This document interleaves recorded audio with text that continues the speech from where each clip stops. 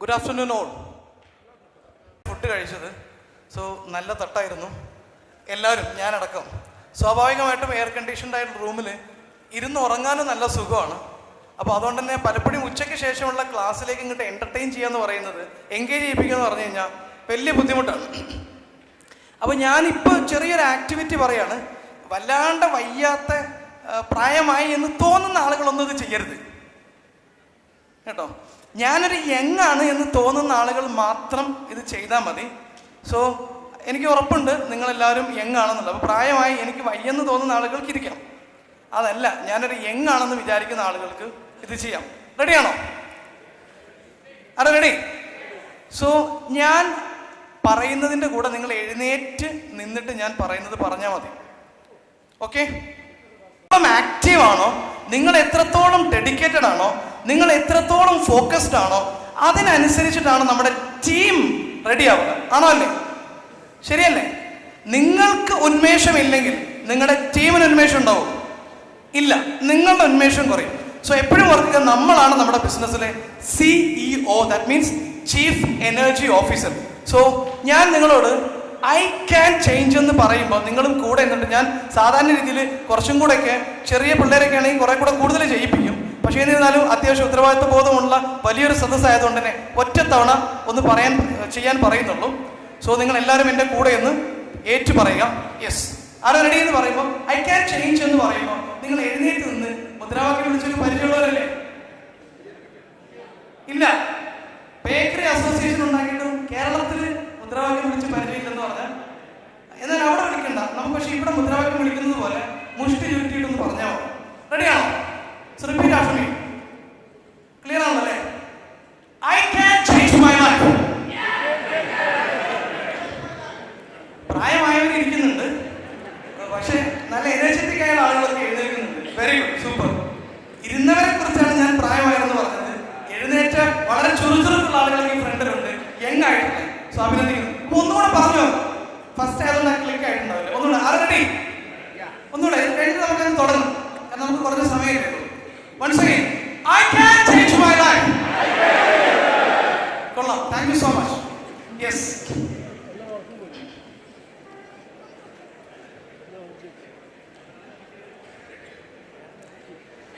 നമ്മളറിയാം ഇത് ശരിക്കും 2:30-ക്കാണ് നമ്മൾ തുടങ്ങേണ്ടിരുന്നത്. ബട്ട് അൺഫോർച്യുനേറ്റ്ലി കുറച്ച് സമയം അധികമായിട്ടുണ്ട്. അപ്പം ഏറ്റവും പ്രധാനപ്പെട്ട കുറച്ച് കാര്യങ്ങൾ വളരെ എളുപ്പത്തിൽ, പ്രത്യേകിച്ചും ബിസിനസ്സിലേക്ക് വളരെ പരിചയമുള്ള ആളുകൾ ഉണ്ടാകുന്നത്, എന്നാൽ പുതുതായിട്ട് കടന്നു വരുന്ന ആളുകളുണ്ടാവും, പല മേഖലയിൽ കടന്നു വരുന്ന ആളുകളുണ്ടാവും. ഇപ്പോൾ ബേക്കറി അസോസിയേഷൻ ആയതുകൊണ്ട് ഇതിനകത്ത് വലിയൊരു ക്രൗഡ് ബേക്കറി അസോസിയേഷനാണ്. ബട്ട് അതല്ലാത്ത ബിസിനസ്സിൽ വന്ന ആളുകളുണ്ടാവും.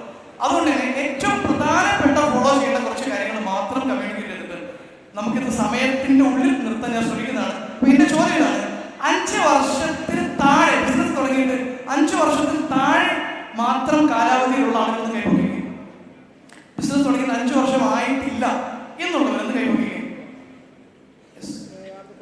വളരെ കുറച്ച് ആളുകളെ. ബാക്കി എല്ലാവരും 5 വർഷത്തിന്റെ മേളിലുള്ളവർ. Very good. വളരെ കുറച്ച് ആളുകൾ മാത്രമാണ് പുതുതായിട്ട് ബിസിനസ്സിലേക്ക് കടന്നു വന്ന ആളുകൾ. ബാക്കി മിക്കവാറും ആളുകൾ എല്ലാവരും 5 വർഷത്തിൽ കൂടുതലുള്ളവരാണ്. അപ്പൊ എന്റെ ചോദ്യം ഇതാണ്: നിങ്ങൾ ഇന്ന് ബിസിനസ്സിൽ നേരിടുന്ന പ്രധാനപ്പെട്ട പ്രശ്നങ്ങൾ എന്തൊക്കെയാണ്? ഒന്ന് നമ്മുടെ എന്തെന്ന് പറയാമോ? കുറച്ചെണ്ണം. ഏറ്റവും പ്രധാന ചാലഞ്ചസ്. മാർക്കറ്റിംഗ്. എന്താണ് മാർക്കറ്റിംഗ്? മാർക്കറ്റിംഗ് നിങ്ങൾ ചെയ്യാത്തതാണോ പ്രശ്നം? മാർക്കറ്റിംഗ് ചെയ്യാൻ കഴിയാത്തതാണോ പ്രശ്നം? അപ്ഡേറ്റഡ് അല്ല എന്നുള്ളത് ഇന്നത്തെ അപ്ഡേഷനാണ് പ്രശ്നം. ഇന്നൊന്നുകൂടെ അപ്ഡേറ്റഡ് ആകുന്നുണ്ട്. Very good. That means market dramatically change ആയിക്കൊണ്ടിരിക്കുന്നു, കോപ്പ് ചെയ്യാൻ പാടുപെടുന്നു. യെസ്, ഇതൊരു വലിയൊരു ചാലഞ്ചാണ്. പിന്നെയോ കോമ്പറ്റീഷൻ. മാറി മാറി വരുന്ന കോമ്പറ്റീഷൻ കാരണം പ്രൈസ് കുറച്ചുകൊണ്ടിരിക്കുന്നു, ഡിഫറൻസിയേഷൻ കൊണ്ടുവന്നുകൊണ്ടിരിക്കുന്നു, സർവീസ് അഡീഷണൽ കൊടുക്കൊണ്ടിരുന്നു. സ്വാഭാവികമായിട്ടും കോസ്റ്റ് കൂടുന്നു, മാർജിൻ കുറയുന്നു. പ്രശ്നമാണ്. പിന്നെയോ ഓൺലൈനിലേക്ക് ബിസിനസ് സ്വിച്ച് ചെയ്യുന്നത് ഒരു പ്രശ്നം വന്നുകൊണ്ടിരിക്കുന്നു. പിന്നെയോ ഷോപ്പിന് മുൻപ് നോക്കിയായിരുന്നു, ഷോപ്പിന് മുമ്പിൽ പാർക്കിംഗ് ഇല്ലെങ്കിലും കച്ചവടം നടക്കുമായിരുന്നു. ഇന്ന് കച്ചവടം നടക്കണമെങ്കിൽ parking. That means customer change ആയി, നമ്മൾ ചേഞ്ച് ആയിട്ടില്ല. കസ്റ്റമറുടെ ബിഹേവിയർ ചേഞ്ച് വന്നു, ബട്ട് നമ്മൾ ചേഞ്ച് ആയിട്ടില്ല. ഇതൊരു പ്രശ്നമാണ്.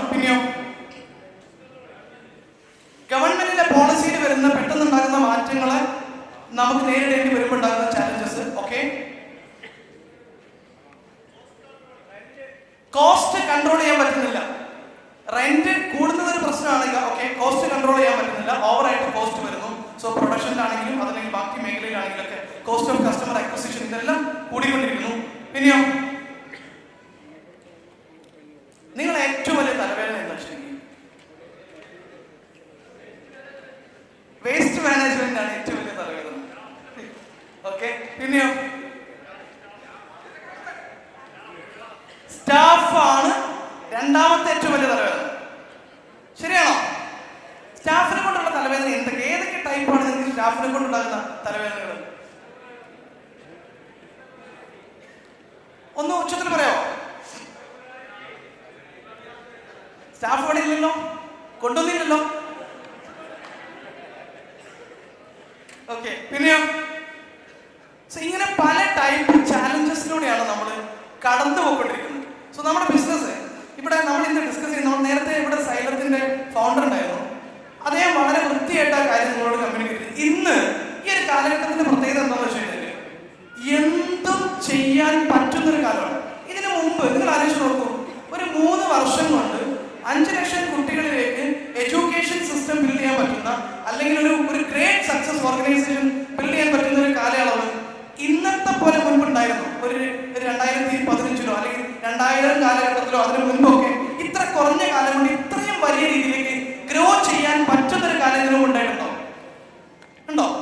ഇല്ല, ഇതിനു മുമ്പുണ്ടായിട്ടില്ല. അതായത് കുറഞ്ഞ കാലയളവിൽ തന്നെ വലിയ രീതിയിൽ ബിസിനസ് സക്സസ് ആകാൻ പറ്റുന്ന ഒരു കാലം ഇതിനു മുമ്പുണ്ടായിട്ടില്ല. നമുക്ക് ശരിയാണ്, മാർക്കറ്റ് ചാലഞ്ചസിന്റെ കോമ്പറ്റീഷൻ ഇതെല്ലാം ഉണ്ട്.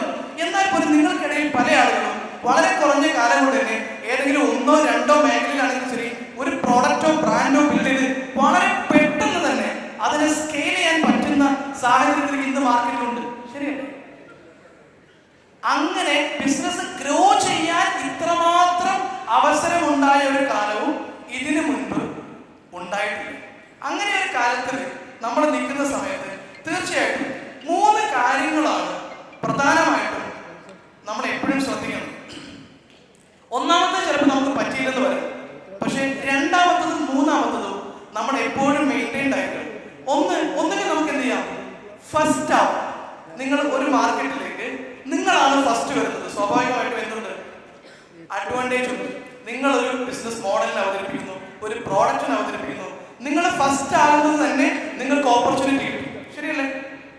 പക്ഷെ ഫസ്റ്റ് ആയി എന്ന് വിചാരിച്ചിട്ട് നിങ്ങൾ ഒരിക്കലും എന്തില്ല കൺസിസ്റ്റന്റ് ആയിട്ട് അവിടെ ആ സക്സസ് നിലനിർത്താൻ പറ്റില്ല. ബട്ട് ഏറ്റവും ഇമ്പോർട്ടന്റ് ആണ് ബെസ്റ്റ് ആവുക എന്നുള്ളതും ഫാസ്റ്റസ്റ്റ് ആവുക.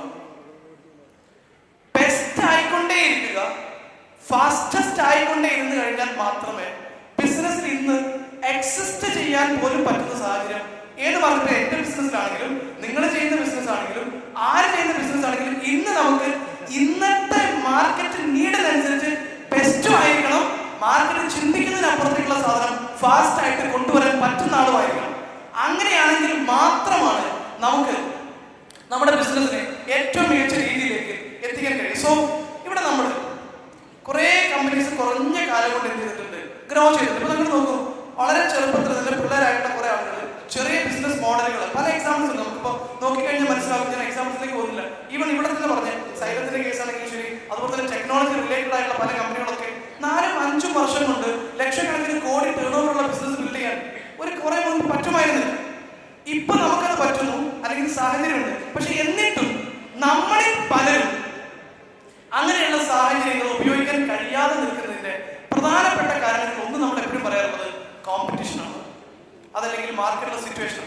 നിങ്ങളുടെ ഏറ്റവും പ്രധാനപ്പെട്ട 5 കോമ്പറ്റീറ്റേഴ്സിനെ ഒന്ന് എഴുതി വെക്കും. നിങ്ങളുടെ കയ്യിൽ പേപ്പറോ വല്ലതുണ്ടെങ്കിൽ നിങ്ങളുടെ ഏറ്റവും പ്രധാനപ്പെട്ട 5 കോമ്പറ്റീറ്റർ ആരാണെന്ന് എഴുതി വെക്കും.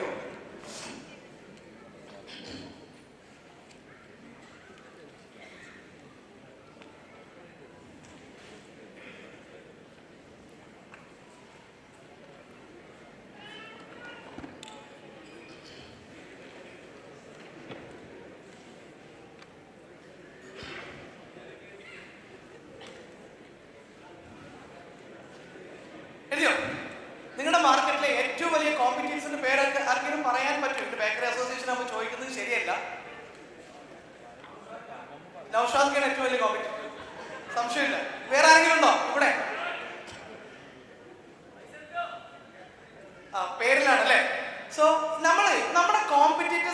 ഏറ്റവും വലിയ കോമ്പറ്റീറ്റേഴ്സ് ആണെന്ന് നമുക്ക് കൃത്യമായിട്ട് അറിയാം. പക്ഷെ ഈ എഴുതിയിരിക്കുന്ന ആളുകളല്ല ശരിക്ക് നമ്മുടെ കോമ്പറ്റീറ്റർ. നമ്മുടെ ആദ്യത്തെ കോമ്പറ്റീറ്റർ ആരാണ്? റെഡിമിക്സ്. നമ്മുടെ ആദ്യത്തെ കോമ്പറ്റീറ്റർ നമുക്ക് ഒറ്റ വാക്കിൽ വിളിച്ചു കഴിഞ്ഞാൽ അത് റെഡിമിക്സ് ആയിരിക്കാം, വേറെ പേരിട്ട് എന്ത് വിളിച്ചു കഴിഞ്ഞാലും ഇതെല്ലാം എത്തുന്നത് ഒരൊറ്റ കാര്യത്തിലാണ്. ആദ്യത്തെ കോമ്പറ്റീറ്റർ ആണ് ചേഞ്ച്. ആദ്യത്തെ കോമ്പറ്റീറ്റർ പേര് ചേഞ്ച് എന്ന്. കാരണം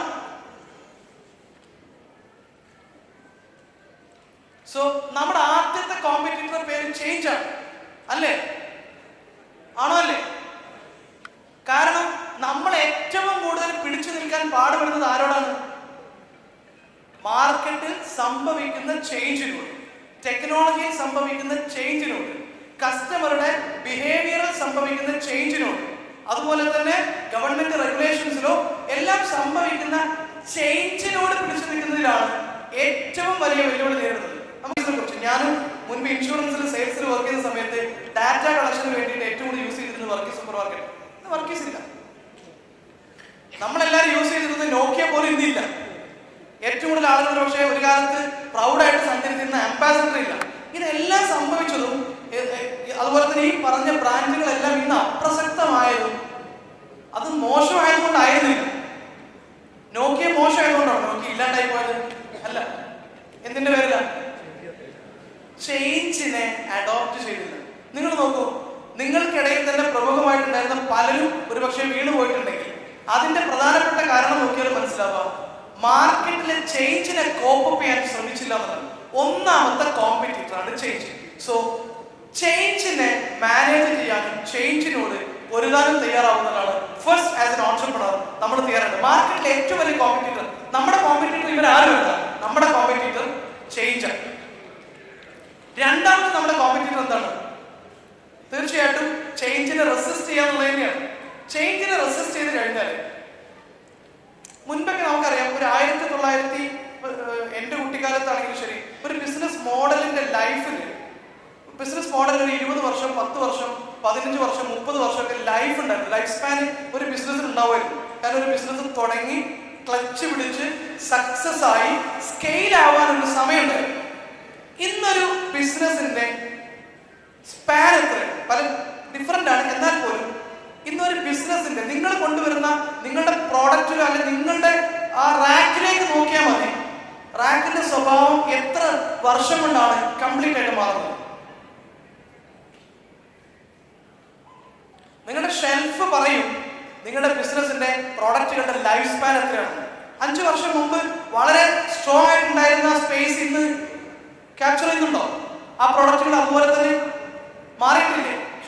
പല പ്രോഡക്റ്റുകളും മാറിക്കൊണ്ടേയിരിക്കുന്നു. കാരണം ഒരു ബിസിനസിന്റെ ലൈഫ് പോലും 5, 6, 7 വർഷമാണ് പരമാവധി. അത് കഴിയുമ്പോഴേക്കും ആ ഇൻഡസ്ട്രി തന്നെ സ്റ്റാർട്ട് ചെയ്തു, ഗ്രോ ചെയ്തു, താഴേക്ക് പൂർണ്ണമായിട്ട് പോകും.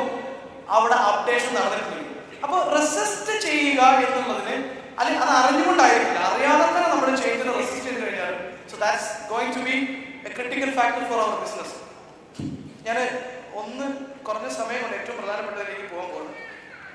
നമ്മളൊക്കെ പറയാറുണ്ട് ഒരു 1985-90 കാലത്തിലേക്ക് വരെ ഇങ്ങനെ ബിസിനസ് ചെയ്യുന്ന ആളുകൾ റെഡിയായി ഉന്നം പിടിച്ച് വെടിവെച്ചാൽ മതിയായിരുന്നു. എന്നാൽ 2010 ആയ സമയത്തേക്കും വെടിവെച്ചുകൊണ്ട് ഉന്നം പിടിക്കുകയാണ്. എന്നാൽ ഇന്ന് അങ്ങനെയല്ല. തോക്കെടുക്കുക, വെടിവെക്കുക, കൊണ്ടാ ഇല്ലെങ്കിൽ ഇല്ലെന്ന അവസ്ഥയിലാണ്. പൈസ ഇറക്കുന്നു, ചെയ്തു നോക്കുന്നു, ക്ലിക്കായാൽ ക്ലിക്കായെന്ന അവസ്ഥയിലാണ് നമ്മൾ ഓരോരുത്തരും ഇത് ബിസിനസ് ചെയ്യുന്നത്. കാരണം മാർക്കറ്റിൽ അത്രയും വലിയ ചേഞ്ചുകൾ വരുന്ന സമയത്ത് നമുക്ക് കൃത്യമായി പഠിച്ചു കൊണ്ടുപോകാനുള്ള സമയമൊന്നും ഉണ്ടാവില്ല. മൂന്നാമത്തെ ഏറ്റവും വലിയ വെല്ലുവിളി നമ്മൾ പ്രോഡക്റ്റിനെ കുറിച്ചുള്ള കസ്റ്റമറുടെ പെർസെപ്ഷൻ. നിങ്ങളിപ്പോ ഒരു ഷോപ്പ് ആവട്ടെ, നിങ്ങളൊരു ബ്രാൻഡ് ആവട്ടെ, പ്രോഡക്റ്റ് ആവട്ടെ, നിങ്ങളുടെ സർവീസിനെ കുറിച്ച്, നിങ്ങളുടെ പ്രോഡക്റ്റിനെ കുറിച്ച് കസ്റ്റമറുടെ പെർസെപ്ഷൻ എന്താ? കസ്റ്റമറുടെ പെർസെപ്ഷൻ ആണ് ഇന്നത്തെ ഏറ്റവും വലിയ ഒരു ചാലഞ്ചിങ് ഫാക്ടർ. കാരണം ഒരു കസ്റ്റമർക്ക് തോന്നിയ ആ ഫീൽ ഇമ്മീഡിയറ്റ് ആയിട്ട് ലക്ഷക്കണക്കിന് ആളുകളുടെ മുന്നിൽ വളരെ ഈസി ആയിട്ട് വിളിച്ചു പറയാൻ പറ്റുന്ന ഒരു മാർക്കറ്റിലാണ് നമ്മൾ എല്ലാവരും ജീവിക്കുന്നത്. നിങ്ങൾ പുതിയൊരു ടൗണിൽ ചെന്നു, ബിരിയാണി കഴിക്കണം, നിങ്ങൾ എന്താ ചെയ്യാൻ വേണ്ടിയിട്ട്? എന്ത് ചെയ്യും? ഗൂഗിൾ നോക്കും. എന്നിട്ട് എന്താ നമ്മൾ ചെയ്യുക? ഏറ്റവും നല്ല റിവ്യൂ ഉള്ള റെസ്റ്റോറൻറ്റ് തിരഞ്ഞെടുക്കും. റൈറ്റ്? നിങ്ങളുടെ ബിസിനസിനെ കുറിച്ചുള്ള പബ്ലിക് ഒപ്പീനിയൻ എന്താണ്? നമ്മുടെ ഏത് ബിസിനസ് ആണെങ്കിലും ശരി, അതിനകത്ത് ഉണ്ടാക്കിയെടുക്കേണ്ട പബ്ലിക് ഒപ്പീനിയൻ ആ ബ്രാൻഡ് ബിൽഡിംഗ് ഫോക്കസ് ചെയ്തിരിക്കണം. കാരണം എപ്പോഴും ഓർക്കുക, നമ്മളുടെ ബിസിനസ് എന്ന് പറഞ്ഞാൽ ഒരു കസ്റ്റമറുടെ ടച്ച് പോയിന്റ് വളരെ നന്നായിട്ട് എക്സ്പീരിയൻസ് ചെയ്യുന്നതാണ്. ഒരു പ്രൊഡക്റ്റ് റീറ്റെയിൽ ഷോപ്പ് അല്ല, ഡയറക്റ്റ് B2C ആണ്. അവിടെ കസ്റ്റമർ വരുന്നത്. പാർക്കിംഗ് ഒരു ടച്ച് പോയിന്റ് ആണ്. ആ ടച്ച് പോയിന്റ് ഇല്ലാത്തതുകൊണ്ടാണ് കച്ചവടം നടക്കാതെ പോകുന്നത്. സോ പാർക്കിംഗ് ഉണ്ടാവുക എന്നുള്ള ടച്ച് പോയിന്റ്, വരുന്ന സമയത്തുള്ള സ്വീകരിക്കപ്പെടുക എന്നുള്ളത്, നീറ്റ് ആയിട്ടുള്ളത്, ക്വാളിറ്റി ഉള്ള സാധനങ്ങൾ, എൻറ്റയർ കസ്റ്റമർ ജേണിയിലും ആ കസ്റ്റമർക്ക് ഒരു ഡിലൈറ്റ് ഫീൽ എക്സ്പീരിയൻസ് ചെയ്യാൻ പറ്റുന്ന ഒരു മെക്കാനിസം ഏതൊരു ബിസിനസ്സിൽ, എസ്പെഷ്യലി B2C ബിൽഡ് ചെയ്യേണ്ടത് ഇന്നത്തെ കാലത്ത് വളരെ അത്യാവശ്യമാണ്. കാരണം കസ്റ്റമറുടെ ജേണിയിൽ ഏതെങ്കിലും ഒരു ഫാക്ടർ അയാൾ ഡിസാറ്റിസ്ഫൈ ചെയ്ത് കഴിഞ്ഞാൽ അത് ഇമ്മീഡിയറ്റ് ആയിട്ട് പബ്ലിക് ഒപ്പീനിയൻ ആയിട്ട്. സോ നിങ്ങൾ കിട്ടുന്ന സാധനം വെച്ചിരിക്കുന്നത്, പക്ഷെ കസ്റ്റമർക്ക് അത് അങ്ങനെ തന്നെ മനസ്സിലായില്ലെങ്കിൽ അതാണ് നമ്മുടെ മൂന്നാമത്തെ കോമ്പറ്റീഷൻ. ഇപ്പൊ ടാറ്റ നാനോയുടെ കേസ് നിങ്ങൾക്ക് എല്ലാവരും അറിയാവുന്ന ഒരു കാര്യം. ആക്ച്വലി ടാറ്റ മീൻ ചെയ്യുന്നത് എന്താണ്? ടാറ്റ നാനോ എന്ന് പറയുന്ന ഒരു കാർ ഇറക്കുന്ന സമയത്ത് ടാറ്റയുടെ മനസ്സിലുണ്ടായിരുന്ന ഏറ്റവും പ്രധാനപ്പെട്ട ഒരു കാര്യം എന്ന് വെച്ചാൽ, സാധാരണക്കാരായിട്ടുള്ള ബൈക്ക് ഉപയോഗിക്കാൻ കഴിയുന്ന എന്നാൽ ഒരു കാർ വാങ്ങണമെന്ന് ആഗ്രഹിക്കുന്ന കുറച്ചുകൂടി ക്രൗഡുള്ള ആൾക്ക് സേഫ് ആയിട്ടുള്ള ഒരു കാർ. അതൊരു വലിയ അൺടാപ്ഡ് മാർക്കറ്റ് ഇന്ത്യയിൽ.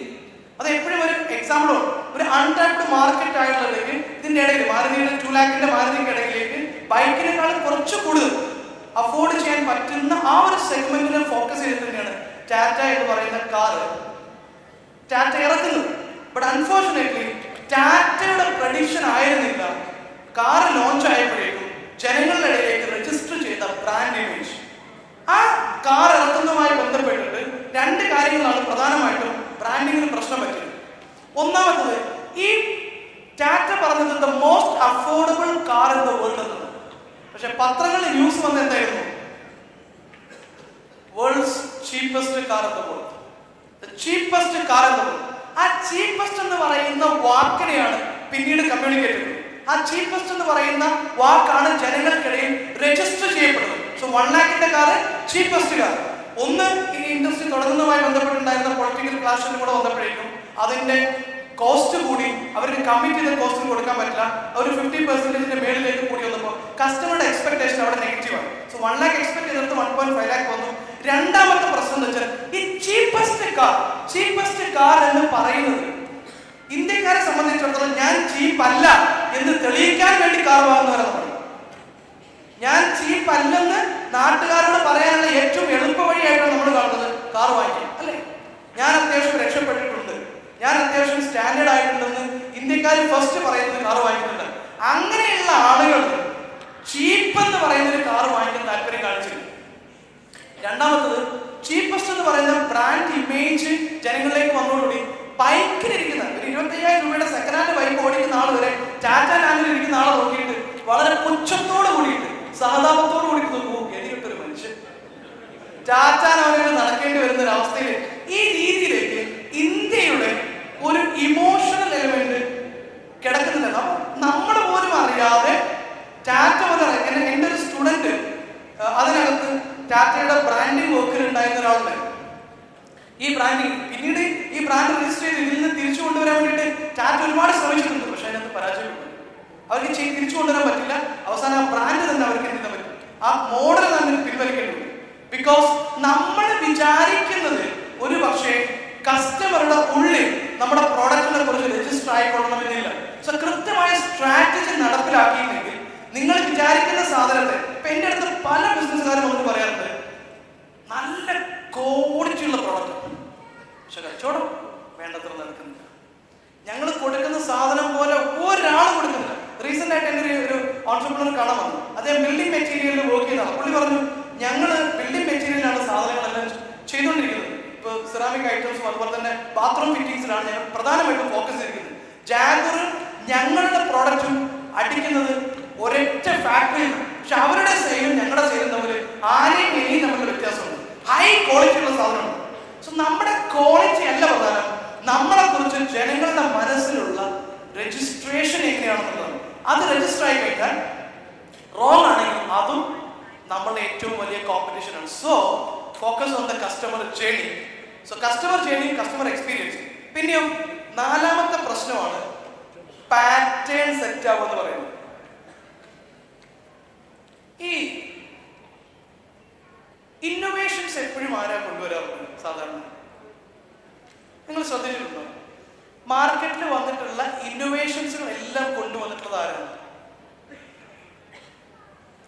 ഒരു കാര്യം നിങ്ങൾക്ക് ശ്രദ്ധിച്ചാൽ മനസ്സിലാകും, 90% ഇന്നോവേഷൻ കൊണ്ടുവന്നിരിക്കുന്നത് എസ്റ്റാബ്ലിഷ്ഡ് ആയ ബിസിനസ് ഹൗസുകളായിരിക്കില്ല. ഒന്നാം തലമുറയിലോ രണ്ടാം തലമുറയൊക്കെയുള്ള ഫാമിലി ബിസിനസ്സുകളൊന്നും അല്ല ഇന്നോവേഷൻ കൊണ്ടുവന്നിട്ടുള്ളത്. ഇപ്പൊ ഊബർ ആണെങ്കിലും ശരി, അല്ലെങ്കിൽ ഓയോ റൂംസ് ആണെങ്കിലും ശരി, എത്രയോ ഹോട്ടൽ നെറ്റ്വർക്കുകളുള്ള ഒരാളും എന്തില്ല ഓയോ റൂംസ് എന്ന് പറയുന്ന പ്ലാറ്റ്ഫോം കൊണ്ടുവന്നിട്ടില്ല. ടാക്സി അല്ലെങ്കിൽ ട്രാൻസ്പോർട്ടേഷൻ മേഖലയിൽ വർക്ക് ചെയ്യുന്ന ഒരാളും ഓലയെ പോലെ വ്യത്യസ്തമായ ഡ്രൈവേഴ്സിനെ കണക്ട് ചെയ്തുകൊണ്ട് ഒരു പ്ലാറ്റ്ഫോം ബിൽഡ് ചെയ്ത് ഒരു ഹ്യൂജ് ബിസിനസ് കൊണ്ടുവന്നില്ല. കാരണം എന്താ?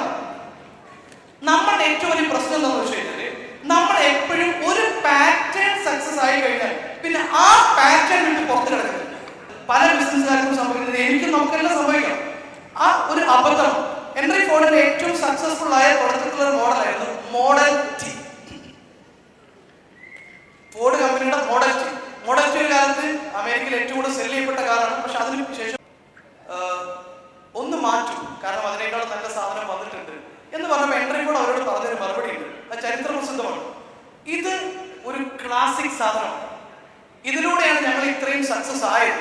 അതുകൊണ്ട് എനിക്കെപ്പോഴും മോഡൽ ടി വിശ്വാസമാണ്. എനിക്ക് ഏറ്റവും ഇഷ്ടപ്പെട്ടതും മോഡൽ ടി ആണ്. അന്ന് 86% എങ്ങനെ മാർക്കറ്റ് ഷെയർ ഉണ്ടായിരുന്ന ഫോർഡിന്റെ മാർക്കറ്റ് ഷെയർ 26%ലേക്ക് മൂക്ക് കുത്തിയതിനു ശേഷമാണ് മോഡൽ ടി മാറ്റുന്നതിനെ കുറിച്ച് ചിന്തിച്ചത്. ഓഫ്ലൈനിൽ നമ്മുടെ പാറ്റേൺ മൈൻഡ് പാറ്റേൺ ആയതുകൊണ്ട്, ഓൺലൈൻ ഓഫ്ലൈൻ നമ്മുടെ മൈൻഡ് പാറ്റേൺ. നമ്മൾ വിചാരിക്കുന്നത് ഇത് ഇങ്ങനെ ചെയ്യാൻ പറ്റും, ഇത് ഇങ്ങനെ ചെയ്യാൻ പറ്റും, ഇതല്ലാതെ ചെയ്യാൻ പറ്റുന്നത് നമ്മൾ വിചാരിക്കും. കാരണം നമ്മൾ ചിന്തിക്കുന്നതും ഉണരുന്നതും ഉറങ്ങുന്നതുമല്ല ഈ പാറ്റേണിൽ പുറത്ത് കടന്ന് ഔട്ട് ഓഫ് ദ ബോക്സ് സംഭവിക്കുമ്പോഴാണ് ഇന്നോവേഷൻസ് ഉണ്ടാക്കാൻ പറ്റും. അതുകൊണ്ടാണ് NIT മറ്റൊക്കെ പഠിച്ചിറങ്ങുന്ന കൊച്ചു പിള്ളേരാണ് പലപ്പോഴും ഇന്നോവേഷൻസ് കൊണ്ടുവരും. കാരണം അവരുടെ മുന്നിൽ ഫോളോ ചെയ്യാനുള്ള ഒരു പാറ്റേൺ, അവർ പാറ്റേൺ ഫ്രീ. അതുകൊണ്ട് അവർ ഔട്ട് ഓഫ് ദ ബോക്സ് ചിന്തിക്കുന്നു. എങ്ങനെയാണ് ഇതിനേക്കാളും ഈസി ആയിട്ടുള്ള സൊല്യൂഷൻ കസ്റ്റമർക്ക് കൊടുക്കാൻ പറ്റുന്നത് ചിന്തിച്ചുകൊണ്ടിരിക്കാൻ അവർക്ക് ആ ഫ്രീഡം ഉണ്ട്. അപ്പോ ഒരു ഓൺട്രപ്രണർ എപ്പോഴും പാറ്റേൺലെസ് ആയിട്ട് ചിന്തിക്കാൻ നമ്മൾ ക്യാപ്പബിൾ ആകണം. നമ്മളെ ഒരു പാറ്റേൺ കുറച്ച് കഴിയുമ്പോൾ നമ്മൾ തന്നെ പൊളിച്ചെഴുതാനുള്ള ധൈര്യം ഉണ്ടായാൽ മാത്രമേ നമുക്ക് സാധിക്കൂ. ഒരു പാറ്റേൺ സ്റ്റെക്ക് ആയി കഴിഞ്ഞാൽ അതും നമുക്ക് നമ്മുടെ ഒരു കോമ്പറ്റീഷൻ ആയിട്ട് മാറും പിന്നീട്. സോ ദ ലാസ്റ്റ് വൺ, നിങ്ങളുടെ ബിസിനസ്സിന്റെ ഏറ്റവും വലിയ കോമ്പറ്റീറ്റർ ആരാണ്? നമ്മളെങ്ങനെ. നമ്മളെ കൊണ്ട് ഉണ്ടാകുന്ന അത്രയും പ്രശ്നം നമ്മുടെ ബിസിനസ്സിൽ വേറെ ആരെങ്കിലും ഉണ്ടോ? നമ്മുടെ അലസതയും നമ്മുടെ ഫോക്കസ് ഇല്ലായ്മയും നമ്മുടെ സ്വഭാവത്തിലെ പ്രത്യേകതകളും നമ്മൾ ഉണ്ടാക്കുന്ന പ്രശ്നങ്ങളുമാണ് ഏറ്റവും വലിയ നമ്മുടെ ബിസിനസ് നേരിടുന്ന പ്രശ്നം. ആണല്ലേ? നമുക്കറിയാം, നമുക്ക് ഈ പറയുന്ന രീതിയിലുള്ള ഗ്രേറ്റ് ഓർഗനൈസേഷൻ ബിൽഡ് ചെയ്യണമെന്ന് ആഗ്രഹമുണ്ട്, വലിയ ചെയിൻ ഓഫ് ഓർഗനൈസേഷൻ ബിൽഡ് ചെയ്യണമെന്ന് ആഗ്രഹമുണ്ട്, സ്കെയിൽ ചെയ്യണമെന്ന് ആഗ്രഹമുണ്ട്, 10 times ഗ്രോ ചെയ്യണമെന്ന് എല്ലാം ആഗ്രഹമുണ്ട്, എല്ലാം ആഗ്രഹമുണ്ട്. പക്ഷെ അതിന് നമ്മളെ ഏറ്റവും വലിയ ബ്ലോക്കേജ് എന്താണ്? നമ്മളെ ഏറ്റവും വലിയ ബ്ലോക്കേജ് എന്താണ് നമ്മളെ ശരിക്കും ബ്ലോക്ക് ചെയ്യുന്നത്? What stopping you from making? നമ്മൾ ഒരു ഗ്രേറ്റ് ഓർഗനൈസേഷൻ ബിൽഡ് ചെയ്യുന്നതിന് ഏറ്റവും വലിയ ചാലഞ്ചസ് എന്താണ് ശരിക്കും? നമുക്ക് പേടി, നമ്മുടെ ഉള്ളിലുള്ള പേടി. പിന്നെയോ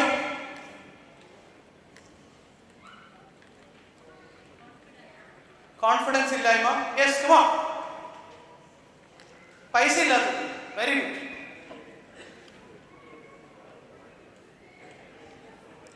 എന്താണ്? യെസ്, കംഫർട്ട് സോണിൽ നിന്ന് പുറത്തു കിടക്കുക. ആക്ച്വലി ഒരുപാട് കാരണങ്ങളുണ്ട്. ഏറ്റവും പ്രധാനപ്പെട്ട കാരണം, മിക്കവാറും ഓൺട്രപ്രണേഴ്സ് എല്ലാവരും 3 ബിസിനസ് ഗ്രോ ചെയ്യണമെന്ന് ആഗ്രഹമുണ്ട്, നന്നായിട്ട് ചെയ്യണം, ഒരുപാട് ആഗ്രഹമുണ്ട്. നല്ല രീതിയിൽ സ്കെയിൽ ചെയ്യണം, മറ്റുള്ളവന്മാർ നല്ല രീതിയിൽ സ്കെയിൽ ചെയ്യുന്നുണ്ട്, അതുപോലെ എനിക്ക് ചെയ്യണം എല്ലാം ആഗ്രഹമുണ്ട്, പക്ഷെ കഴിയുന്നില്ല. എന്താണ് എന്ന് എന്റെ പ്രശ്നം എന്ന് പോലും പറയാൻ പറ്റാതെ കുടുങ്ങി കിടക്കുന്നവരാണ് മിക്കവാറും ഇടത്തര ചെറുകിട കച്ചവടങ്ങളാണ്. 3 ട്രാപ്പിലാണ് മിക്കവാറും സാധാരണ ഇടത്തരം ചെറുകിട ബിസിനസ്, ഏത് ബിസിനസ് ആണെങ്കിലും കുരുങ്ങി കിടക്കുന്നത്. ഒന്നാമത്തെ ട്രാപ്പിന്റെ പേരാണ് മൈൻഡ് ട്രാപ്പ്. മൈൻഡ് ട്രാപ്പ് കാരണം നിങ്ങൾക്കറിയാം, നിങ്ങൾ ഒരു 3 ദിവസം ഒരു തിരക്കുമില്ലാതെ ബിസിനസ്സിൽ നിന്ന് സ്വസ്ഥമായിട്ട് മാറി നിൽക്കാൻ പറ്റിയെന്ന് വിചാരിക്കുക. ബിസിനസിനെ കുറിച്ച് ആലോചിക്കാൻ വേണ്ടി മാറി നിൽക്കാൻ പറ്റിയെന്ന് വിചാരിക്കുക. നിങ്ങൾക്ക് ഇപ്പോൾ ഉള്ളതിനേക്കാളും ഇന്നോവേറ്റീവ് ആയിട്ട് ഐഡിയാസ് കൊണ്ടുവരാൻ പറ്റുമില്ല. ഫ്രീ ആയി കഴിഞ്ഞാൽ പറ്റുമോ? പറ്റും. നമ്മൾ ബിസിനസ്സിൽ നിന്ന് പൂർണ്ണമായിട്ടും ഒരു ബഹളമില്ല, ഒരു കോളും നമുക്ക് വരുന്നില്ല, ഒരു തിരക്കും അവിടെയില്ല. നമ്മുടെ ചിന്ത കംപ്ലീറ്റ്ലി ഫ്രീ ആണ്, റിലാക്സ്ഡ് ആണ്. അങ്ങനെയാണെങ്കിൽ അങ്ങനെ സാഹചര്യമില്ല, അതല്ലേ പറഞ്ഞത്, അങ്ങനെ സാഹചര്യമില്ല. പക്ഷെ അങ്ങനെ പറ്റിക്കഴിഞ്ഞാൽ നമുക്ക് പുതിയ പ്രോഡക്റ്റിനെ കുറിച്ച് ചിന്തിക്കാൻ പറ്റും, പുതിയ ഇന്നോവേറ്റീവ് ആയിട്ടുള്ള സ്ട്രാറ്റജിയെ കുറിച്ച് ചിന്തിക്കാനെല്ലാം നമുക്ക് പറ്റും. പക്ഷെ നമ്മൾ ഫ്രീ അല്ല എന്നുള്ളതാണ് ഒന്നാമത്തെ പ്രശ്നം. രാവിലെ മുതൽ വൈകുന്നേരം വരെ നമ്മൾ ഇത്തരം കാര്യങ്ങളുടെ പുറകിൽ ഓടിക്കൊണ്ടിരിക്കുന്നു.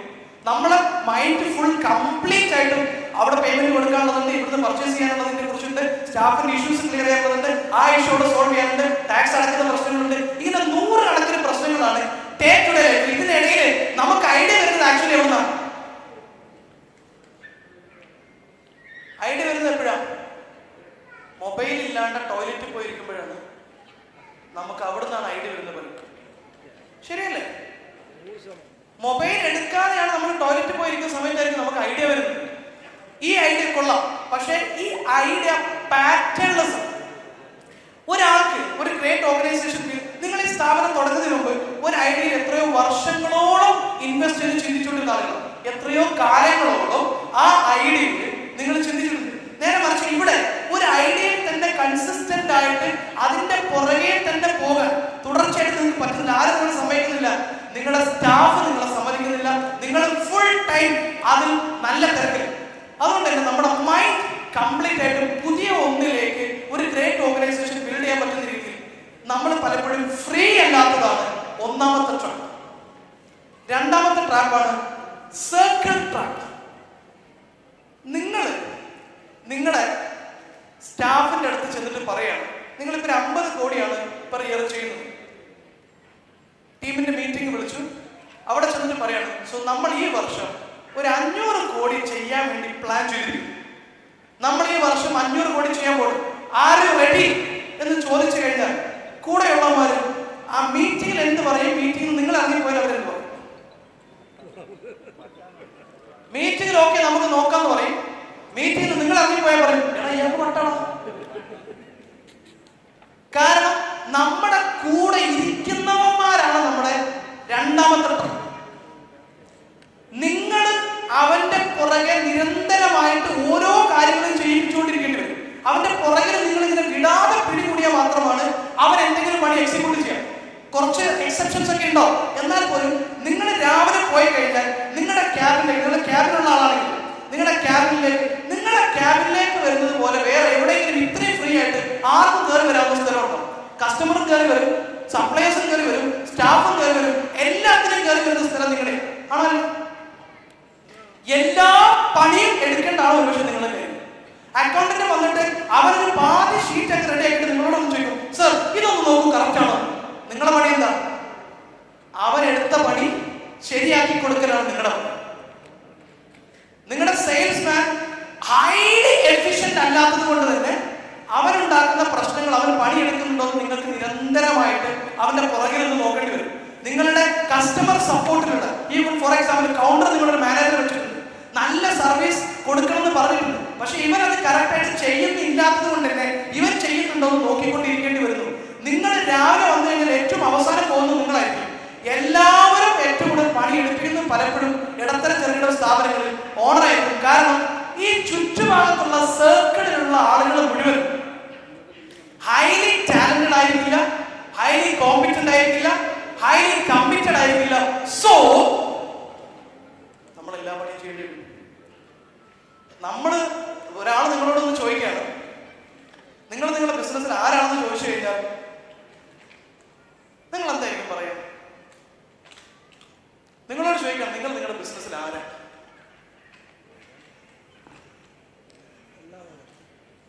Chief and cheap worker. പലപ്പോഴും എല്ലാ പണിയും ചെയ്യേണ്ടി വരുന്ന ആളുകൾ നമ്മളാണ്. ചിലപ്പോൾ തുറക്കുന്ന നമ്മളായിരിക്കും, ക്ലീനർ ഇല്ലെങ്കിൽ എല്ലാവരും പോയിട്ട് ഷാരും കാണാതെ ഷട്ടർ ഇട്ട് ക്ലീൻ ചെയ്യുന്നത് നമ്മൾ തന്നെ. കാരണം വേറെത്തിനോട് പറഞ്ഞത് എൻ്റെ പണിയല്ലെന്ന് പറയും. നമുക്കത് ചെയ്യാൻ പറ്റുമോ? നമുക്ക് നാളെ കസ്റ്റമർ വരുന്നതിന് മുമ്പ് നമുക്കത് ക്ലീൻ ചെയ്തേ പറ്റും. കാരണം നമുക്ക് മുന്നോട്ട് പോകണമെന്ന് ആഗ്രഹമുണ്ട്, 50 നിന്ന് 500 കോടിയിലേക്ക് പോകണമെന്ന് ആഗ്രഹമുണ്ട്. പക്ഷേ ഈ കൂടെ ഇരിക്കുന്നവന്മാരെ മുഴുവൻ നമ്മുടെ കൈയും കാലം വെട്ടി വിളിച്ച് വലിക്കുന്നുണ്ട്. 500 പോയിട്ട് 52ലേക്ക് പോലും നമുക്ക് സ്കെയിൽ ചെയ്യാൻ പറ്റില്ല. Because our circle is trap. ശരിയല്ലേ? നിങ്ങളുടെ കൂടെയുള്ള ആളുകൾ ഹൈലി എഫിഷ്യന്റ് ആണ്. ഒരു ഡ്രീം അങ്ങ് കൊടുത്തു കഴിഞ്ഞാൽ മതി, സർ ഞങ്ങളെ എക്സിക്യൂട്ട് ചെയ്യാൻ പറ്റുമെന്ന് പറയുന്ന മിടുക്കരായിട്ടുള്ള ആളുകളാണെങ്കിൽ സ്കെയിൽ ചെയ്യാൻ വലിയ ബുദ്ധിമുട്ടുണ്ടോ?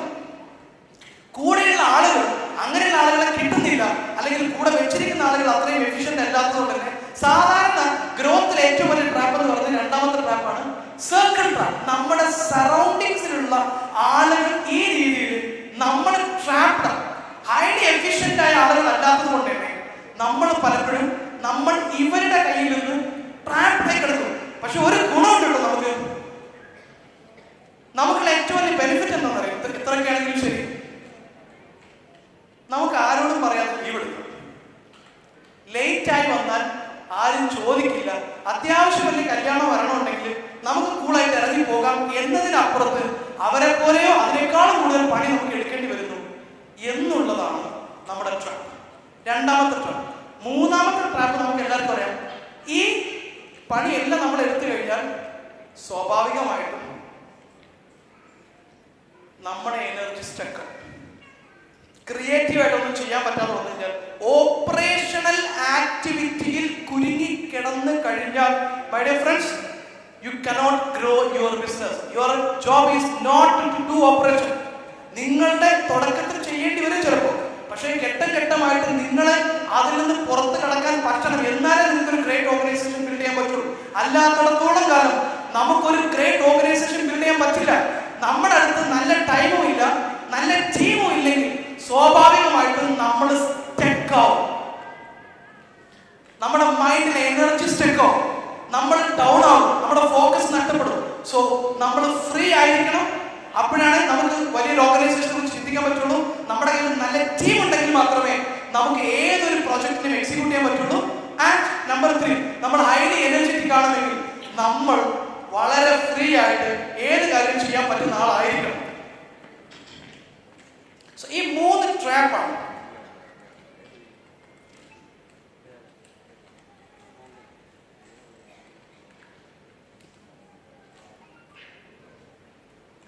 മൈക്കുണ്ടോ?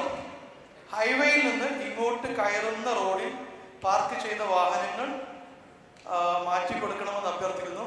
പാർക്കിംഗ് പ്ലേസിൽ സ്ഥലമുണ്ട്. അപ്പോൾ ഹൈവേയോട് ചേർന്ന് ഹൈവേയിൽ നിന്ന് ഇങ്ങോട്ട് കയറുന്ന റോഡിൽ പാർക്ക് ചെയ്തിട്ടുള്ള ആളുകൾ ഉണ്ടെങ്കിൽ അതൊന്ന് മാറ്റിക്കൊടുക്കാൻ ശ്രദ്ധിക്കണം. നമ്മുടെ പാർക്കിംഗ് സ്ലോട്ടിൽ സ്ഥലമുണ്ട്, മറ്റുള്ളവർക്ക് ബുദ്ധിമുട്ടാകാതിരിക്കാൻ വേണ്ടിയിട്ട്. സോ അതുകൊണ്ട് തന്നെ നമ്മൾ ഈ 3 ട്രാപ്പിൽ നിന്നും പുറത്ത് കടന്നാൽ മാത്രമേ നമ്മുടെ ബിസിനസ്സിനെ നമുക്ക് സ്കെയിൽ ചെയ്യാൻ പറ്റുള്ളൂ. ശരിയാണോ? നിങ്ങളുടെ അടുത്ത് നല്ല ടീം ഉണ്ടെങ്കിലല്ലേ നിങ്ങൾക്ക് സ്കെയിൽ ചെയ്യാൻ പറ്റും. ടീം എഫിഷ്യന്റ് അല്ലാത്തതല്ലേ നമ്മുടെ പ്രശ്നം. സോ നമ്മുടെ കയ്യിൽ നല്ലൊരു ടീം ഇല്ലെങ്കിൽ, നമ്മുടെ HR മാനേജർ, നമ്മുടെ അടുത്തിരിക്കുന്ന HR manager best HR manager ആണോ? അല്ലെങ്കിൽ നല്ല ഏറ്റവും മികച്ച കസ്റ്റമർ സപ്പോർട്ട് സർവീസ് ആണോ നമ്മുടെ കൂടെ ഉള്ളത്? ആണോ? സെയിൽസ്മാൻ ഏറ്റവും മിടുക്കനാണോ? അല്ല. ഏറ്റവും മിടുക്കനായ സെയിൽസ്മാനെ നമ്മൾ ഹയർ ചെയ്തിട്ടില്ല. ഏറ്റവും മിടുക്കനായ അക്കൗണ്ടിനെ നമ്മൾ ഹയർ ചെയ്തിട്ടില്ല. ഏറ്റവും മിടുക്കനായുള്ള ഓപ്പറേഷനെ നമ്മൾ ഹയർ ചെയ്തിട്ടില്ല. പ്രൊഡക്ഷൻ ഹയർ ചെയ്തിട്ടില്ല. നമ്മൾ എന്ത് ചെയ്തു?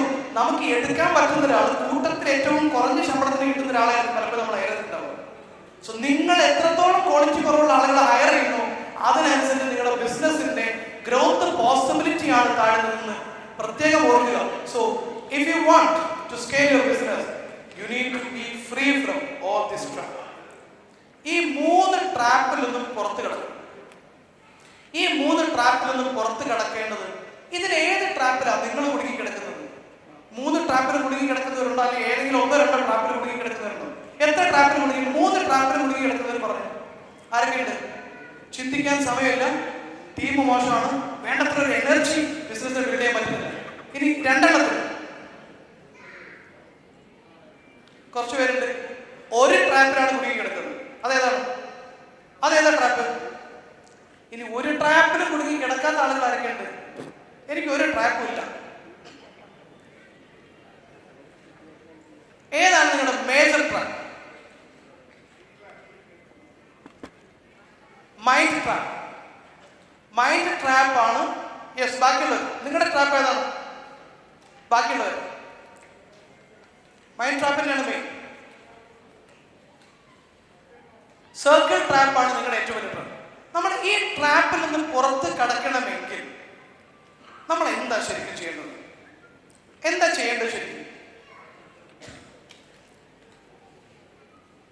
എന്താ ചെയ്യേണ്ടത്? സെൽഫ് മോട്ടിവേഷൻ വേണം. പിന്നെയോ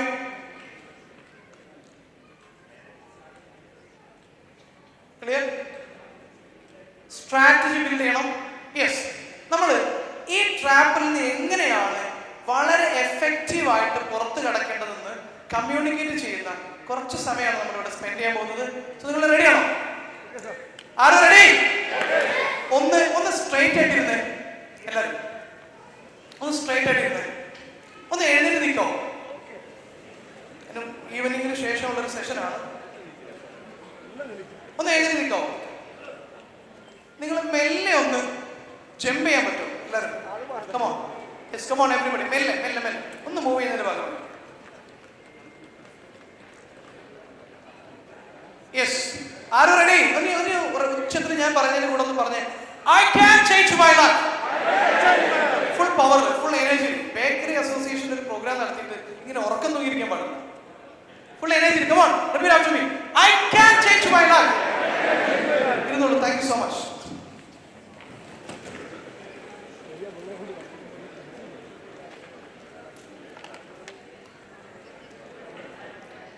ഒരു ബിസിനസ്സിനെ സ്കെയിൽ ചെയ്യണമെങ്കിൽ ആദ്യം ചെയ്യേണ്ടത് എന്താ? ഒരു ബിസിനസ്സിന്, ഒരു ഓൺട്രപ്രണർ സ്കെയിൽ ചെയ്യണമെങ്കിൽ ആദ്യത്തെ പരിപാടി എന്താ? ആദ്യം സംഭവിക്കേണ്ടത് ബിസിനസ് അല്ല സ്കെയിൽ ചെയ്യാൻ പറ്റത്ത്, ഒരു ഓൺട്രപ്രണറുടെ മൈൻഡാണ്. മിക്കവാറും ബിസിനസ്സുകാര്, മിക്കവാറും ഇടത്തരം ചെറുകിട, പ്രത്യേകിച്ചും കൺവെൻഷണൽ ലൈഫ് സ്റ്റൈൽ ബിസിനസ്സുകാർ ഫോളോ ചെയ്യുന്ന ഒരു പാറ്റേൺ എന്താണെന്ന് വെച്ച് കഴിഞ്ഞാൽ, എന്റെ ഈ ബിസിനസ് ഞാൻ ഇന്ത്യയിലേ നടക്കും. നിങ്ങളില്ലാതെ ഒരു ദിവസം പോലും ഷോപ്പിൽ പോവാതെ ഇരിക്കുന്നതിനെ കുറിച്ച് ഇമാജിൻ ചെയ്യാൻ പോലും പറ്റില്ല. ഈ സെക്കൻഡ് ജനറേഷനിൽ ബിസിനസ് ചെയ്യുന്ന ആളുകൾ ആരൊക്കെ ഉണ്ടാവും? നേരത്തെ ആരൊക്കെ ചോദിച്ചത്? നിങ്ങൾ സെക്കൻഡ് ജനറേഷനുകാരാണ്. ഫാദർ തുടങ്ങിയിട്ടില്ല. നിങ്ങൾക്ക് ബിസിനസ് ഏൽപ്പിച്ചു തരുന്ന സമയത്ത് ഫാദർ തന്ന പ്രധാനപ്പെട്ട ഉപദേശങ്ങൾ എന്തൊക്കെയായിരുന്നു എന്ന് പറയാം. എങ്ങനെയെങ്കിലും രക്ഷപ്പെട്ടോ എന്ന്. അതോടൊപ്പം തന്നെ ബിസിനസ് കൊണ്ട് നടക്കുന്ന രീതികൾ പറഞ്ഞു തന്നു. എന്തൊക്കെയായിരുന്നത്? ഡെയിലി ഷോപ്പിംഗ് പോകണം, ഇല്ലേ? ഒന്നാമത്തതാണ് ഡെയിലി ഷോപ്പിംഗ് പോകണം. ഡെയിലി ആദ്യം എത്തേണ്ടത് ഏറ്റവും നേരത്തെ പോകണമെന്ന് പറഞ്ഞിട്ടില്ലേ? പറഞ്ഞിട്ടുണ്ട്. 2. മൂന്നാമത്തത് ക്യാഷ് കൗണ്ടറിൽ നിങ്ങൾ തന്നെ ഇരിക്കണം. വിട്ടുകൊടുക്കരുത്. ക്യാഷ് വിട്ടൊരു കളിയില്ല. പിന്നെയോ പറഞ്ഞിട്ടില്ല. ഭാഗ്യമാണ്. മിക്കവാറും പറഞ്ഞു കൊടുക്കും. പിന്നെ വേറെ എന്തെങ്കിലും ഉണ്ടോ ഇതിൽ കൂടാത്തെ? പിന്നെ നോർമലി പറയുന്നതാണ്, നല്ല ഒരുപാട് കഴിവുള്ള ആളുകൾ വല്ലാണ്ട് കൂടെ നിർത്തരുത്. കഴിവുള്ള ആളുകളെ വല്ലാണ്ട് വളർത്തരുത്. കാരണം അവൻ വളർത്തി കഴിഞ്ഞാൽ പിന്നെ അവനായിരിക്കും അടുത്ത പാരയായിട്ട് നമുക്ക് വരാൻ പോകുന്നത്. ഇങ്ങനെയുള്ള ഉപദേശങ്ങളൊക്കെ ആയിരിക്കും നമുക്ക് കിട്ടിയിട്ടുണ്ടാവും. ശരിയല്ലേ? ആക്ച്വലി നിങ്ങൾ എന്തിനാണ് എന്നും ഷോപ്പിൽ പോകുന്നത്? നിങ്ങൾ എന്തിനാണ് എന്നും ഷോപ്പിൽ പോകുന്നത്? എന്തിനാണ്? ഇഷ്ടം കൊണ്ട്. എത്ര ഷോപ്പ് നിങ്ങൾക്ക് അങ്ങനെ ഒരു പോവാണെങ്കിൽ എത്ര ഷോപ്പ് തുറക്കാൻ പറ്റും? ഒരു ഷോപ്പേ വേണ്ടതുള്ളൂ. അതുകൊണ്ട് ഡെയിലി പോകും. ഓക്കെ, ഇഷ്ടം കൊണ്ട് പോകുന്നതുണ്ട്. പിന്നെയോ നിങ്ങൾ എന്തിനാണ് ക്യാഷ് കൗണ്ടർ നിങ്ങളെ ഇരിക്കുന്നത്? അതും ഇഷ്ടമുള്ളതുണ്ട്. അല്ല, മറ്റുള്ളവർ വിശ്വാസം ഇല്ലാത്തതുകൊണ്ടല്ല. പിന്നെയോ ഒന്നാമത്തത്, നമ്മൾ ഒരു ബിസിനസ്സിനെ സ്കെയിൽ ചെയ്യണമെങ്കിലും ഗ്രോ ചെയ്യണമെങ്കിലും ആദ്യം നമ്മുടെ പാറ്റേൺ ഓഫ് തിങ്കിങ് ആദ്യം പൊളിച്ചണം. ഒരു മൈൻഡ് സെറ്റ് ആണ് ഒരു ബിസിനസ്സുകാരന്റെ ഏറ്റവും വലിയ ട്രാപ്പ്. കാരണം ഞാൻ പോയാലേ ശരിയാവത്തുള്ളൂ, ഞാൻ ഡെയിലി ഉണ്ടായാലേ ശരിയാവത്തുള്ളൂ, എന്റെ കണ്ണുണ്ടെങ്കിലേ ഇവന്മാരൊക്കെ പണിയെടുക്കത്തുള്ളൂ, ഇവന്മാരെല്ലാവരും ഉടായിപ്പാണ്, ഇങ്ങനെയുള്ള മാത്രം ഞാൻ അക്കൗണ്ട്സിൽ ഞാൻ ഉണ്ടായാൽ മാത്രമേ ശരിയാവത്തുള്ളൂ. എന്നിട്ട് അക്കൗണ്ടന്റിന്റെ കൂടെ ഇരുന്ന് ഫുള്ള് നോക്കാനിരിക്കും. അക്കൗണ്ടന്റ് ചെയ്യേണ്ട പണി മുഴുവൻ നിങ്ങൾ നോക്കും. നിങ്ങൾക്ക് ചിലർക്ക് തോന്നിയിട്ട് എന്നെ ഉദ്ദേശിച്ചാണ്, എന്നെ മാത്രം ഉദ്ദേശിച്ചാണ്. മിക്കവാറും ആളുകൾ ഇത് ചെയ്യുന്നവർ. കസ്റ്റമർ വരുന്നിടത്ത് നിങ്ങൾ ഹാൻഡിൽ ചെയ്യാൻ വിചാരിക്കും. എൻ്റെ ഒരു ക്ലയന്റ് ഉണ്ടായിരുന്നു മുമ്പ്. പുള്ളി ഞാൻ ഈ സ്കെയിലപ്പിനെ കുറിച്ച് പറഞ്ഞ സമയത്ത് എന്നോട് പറഞ്ഞെന്താന്ന് വെച്ചാൽ, പുള്ളി എന്നോട് പറഞ്ഞ കാര്യമില്ല. സാറേ ഞാൻ രാവിലെ building material business, building material early 6:30 7 o'clock മുതൽ 8 o'clock 8:30 വരെയാണ് ഏറ്റവും കൂടുതൽ കച്ചവടം നടക്കുന്നത്. അപ്പൊ എന്റെ ക്ലാസ് ഉണ്ടായിരുന്നത് രാവിലെ 7 മോർണിംഗിലാണ്. പുള്ളിയോട് പറഞ്ഞു, ഞാൻ എന്തെങ്കിലും കച്ചവടം 2-2.5 ലക്ഷം രൂപ വരെ ഒരു ദിവസം മോർണിംഗിൽ എനിക്ക് കിട്ടും. ഞാൻ മാറി നിന്ന് കഴിഞ്ഞാൽ അത് 1.5 ആയിട്ട് ചുരുക്കും. കാരണം ഞാനാണ് ഏറ്റവും നല്ല സെയിൽസ്. ഞാൻ എന്തെങ്കിലുമൊക്കെ പറഞ്ഞ് അവരെ കൊണ്ട് കൂടുതൽ എടുപ്പിക്കാനും നല്ല സാധനം വിൽക്കാനൊക്കെ ഞാൻ ശ്രമിക്കുന്നുണ്ട്. ആ സമയത്ത് പിന്നെ ഞാൻ ഉണ്ടെങ്കിൽ കുറെ കച്ചവടക്കാർ വരും. ആക്ച്വലി എന്റെ ചോദ്യം ഇതാണ്, നിങ്ങൾ ഇന്ന് അങ്ങനെ മരിച്ചൊന്നുമില്ല, തിരിച്ചു പോണ വഴിയിൽ നല്ല ട്രിപ്പിൾ ലോറി അടിച്ചിട്ട് നിങ്ങൾ അങ്ങ് മരിച്ചു. എത്ര ദിവസം നമ്മളെ സ്ഥാപനം, നമ്മൾ കഷ്ടപ്പെട്ടുണ്ടാക്കിയ സ്ഥാപനം മുന്നോട്ട്?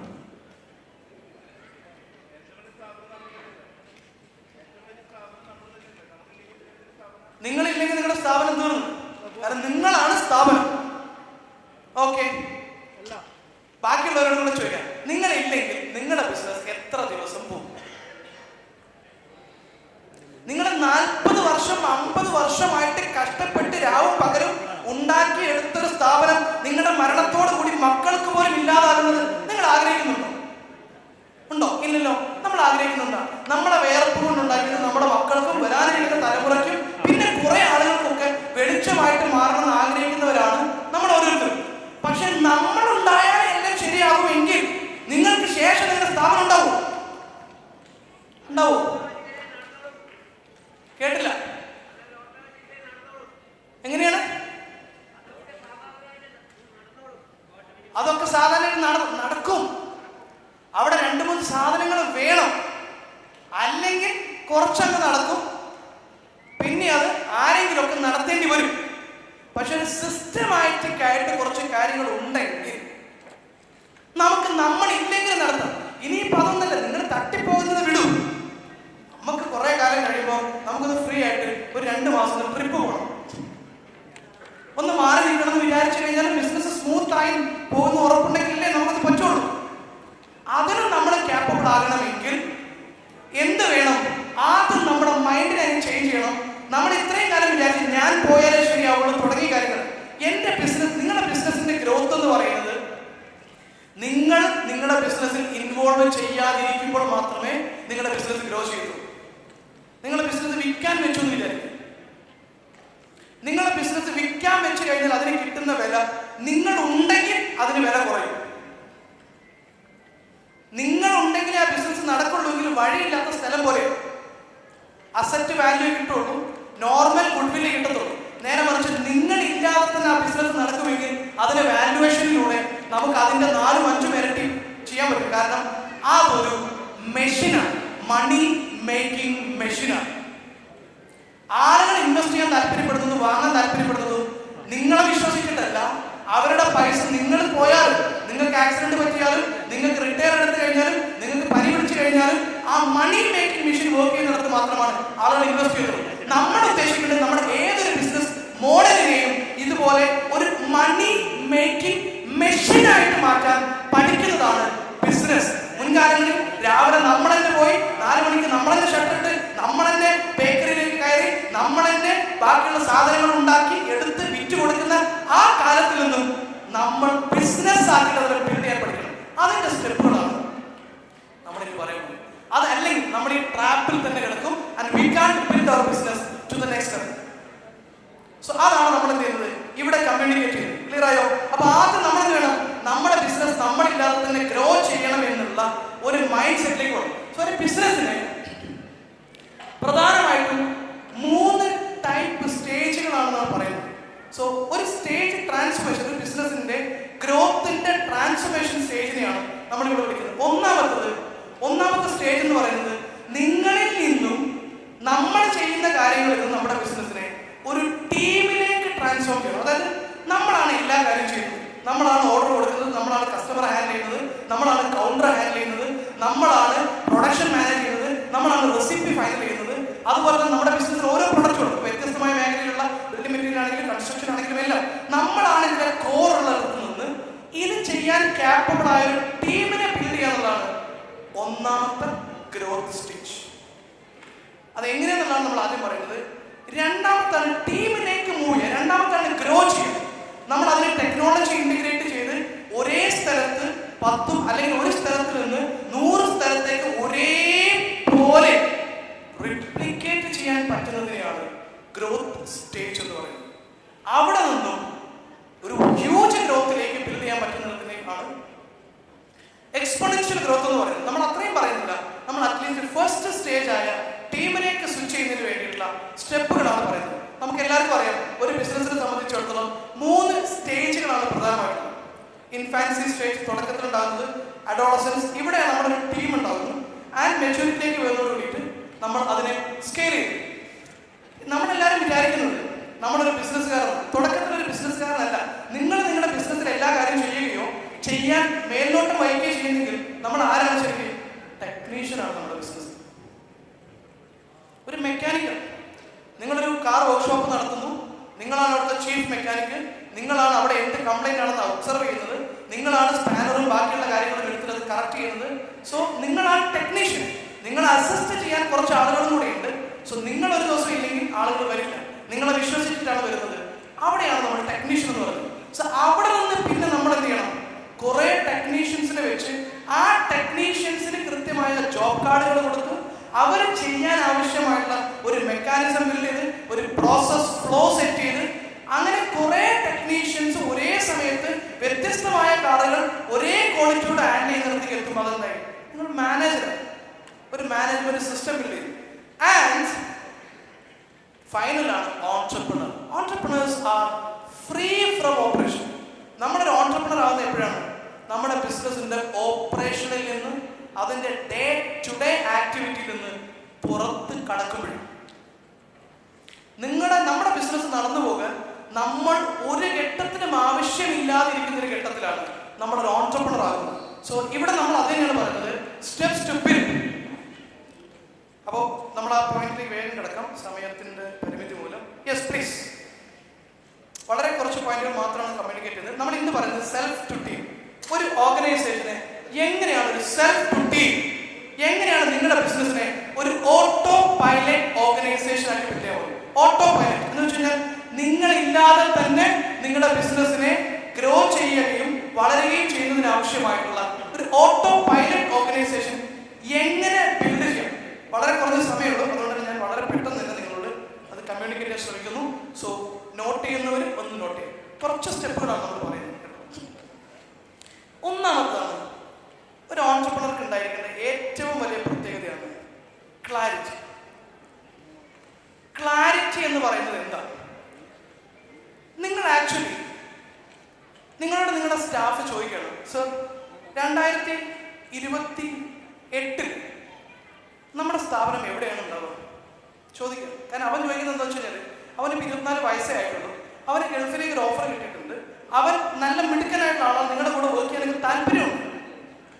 ഓക്കെ, സോ അവൻ നിങ്ങളോട് ചോദിക്കുകയാണ്, അവന് കല്യാണാലോചന വരുന്നുണ്ട്.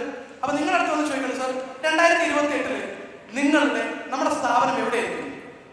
നിങ്ങൾക്ക് ആ ക്ലാരിറ്റി ഇല്ലെങ്കിൽ, നിങ്ങൾക്ക് അവർക്ക് കൃത്യമായിട്ടൊരു ഗ്രോത്ത് ലാഡർ പറഞ്ഞു കൊടുക്കാൻ പറ്റില്ലെങ്കിൽ, കല്യാണം കഴിക്കുന്നതോടുകൂടി അവന്റെ ചെലവ് കൂടാൻ സാധ്യതയുണ്ടോ? ഇയാളുടെ കൂടെ നിന്ന് കഴിഞ്ഞാൽ ഇയാൾക്ക് തന്നെ ക്ലാരിറ്റി ഇല്ലെങ്കിൽ പിന്നെ എനിക്ക് എങ്ങനെയാണ് എന്റെ ലൈഫിനെ ക്ലിയർ ആയിട്ട് കൊണ്ടു നടക്കാൻ പറ്റുന്നത് അവൻ ചിന്തിക്കത്തില്ലേ? അവൻ നിങ്ങൾക്ക് നിങ്ങളുടെ ലൈഫിനെ, നിങ്ങളുടെ ബിസിനസിനെ കുറിച്ച് 10 വർഷത്തേക്കുള്ള കാഴ്ചപ്പാടില്ലെങ്കിൽ, 10 വർഷത്തിനപ്പുറത്തേക്ക് സ്വന്തം ലൈഫിനെ കുറിച്ച് കാഴ്ചപ്പാടുള്ള ഏതെങ്കിലും ഒരു സ്റ്റാഫ് നമ്മുടെ കൂടെ വർക്ക് ചെയ്യോ? ഇല്ല.